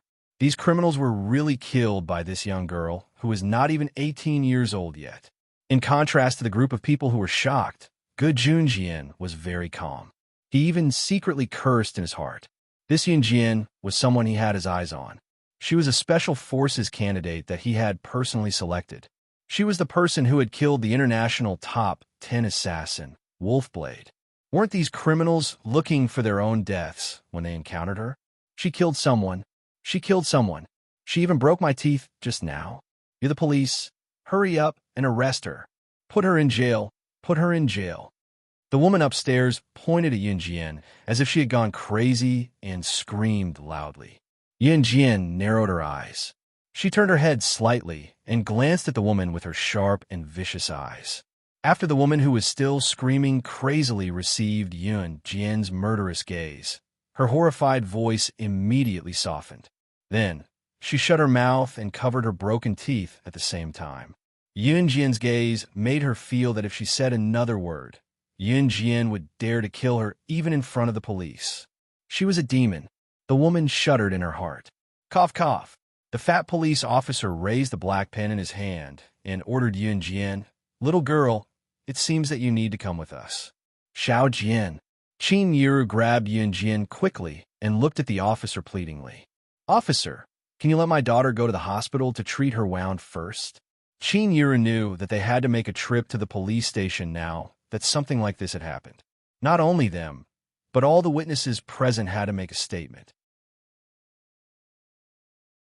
However, Yun Jian's wound was only bandaged with a simple cloth. She was only worried that her daughter's wound would become infected or continue to bleed. The fat police officer hesitated for a moment before finally nodding. "All right, follow the medical staff to the hospital first." Qin Yiru thanked him gratefully. "Thank you, officer." "Thank you. All right, go quickly." The fat police officer waved his hand for Qin Yiru to bring Yun Jian to the hospital first when he saw more blood stains on the cloth bandaged around Yun Jian's arm. It was undeniable that the fat police officer was a kind-hearted person. After all, if Yun Jian and Qin Yiru escaped or did not go to the police station, he would have to bear the responsibility. Yun Jian, who came out of the hospital, had a new bandage on her arm and various ointments applied to it. Qin Yiru breathed a sigh of relief before they made their way to the police station. There were already a lot of people standing at the entrance of the police station. They were all witnesses of the crime scene. All of them still had lingering fears as they trembled when they made their statements in the police station.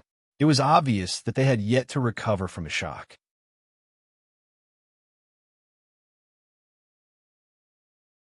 Chapter 202. When Gu Junjian saw Yun Jian walking over with Qin Yiru, he glanced at the wound on her hand and asked, "Is your injury okay?" He had obviously heard from the other witnesses that Yun Jian was injured because she was trying to save Qin Yiru. Otherwise, with Yun Jian's skills, she would not have been injured at all. However, in that situation, Yun Jian was able to save Qin Yiru from a knife that was inches away from her. Her skills were definitely top-notch. Just by listening to the witnesses, Gu Junjian knew that if he had been in Yun Jian's shoes, even if he had used his own life to save Qin Yiru's life, or to push Qin Yiru away, he would not have been able to do so.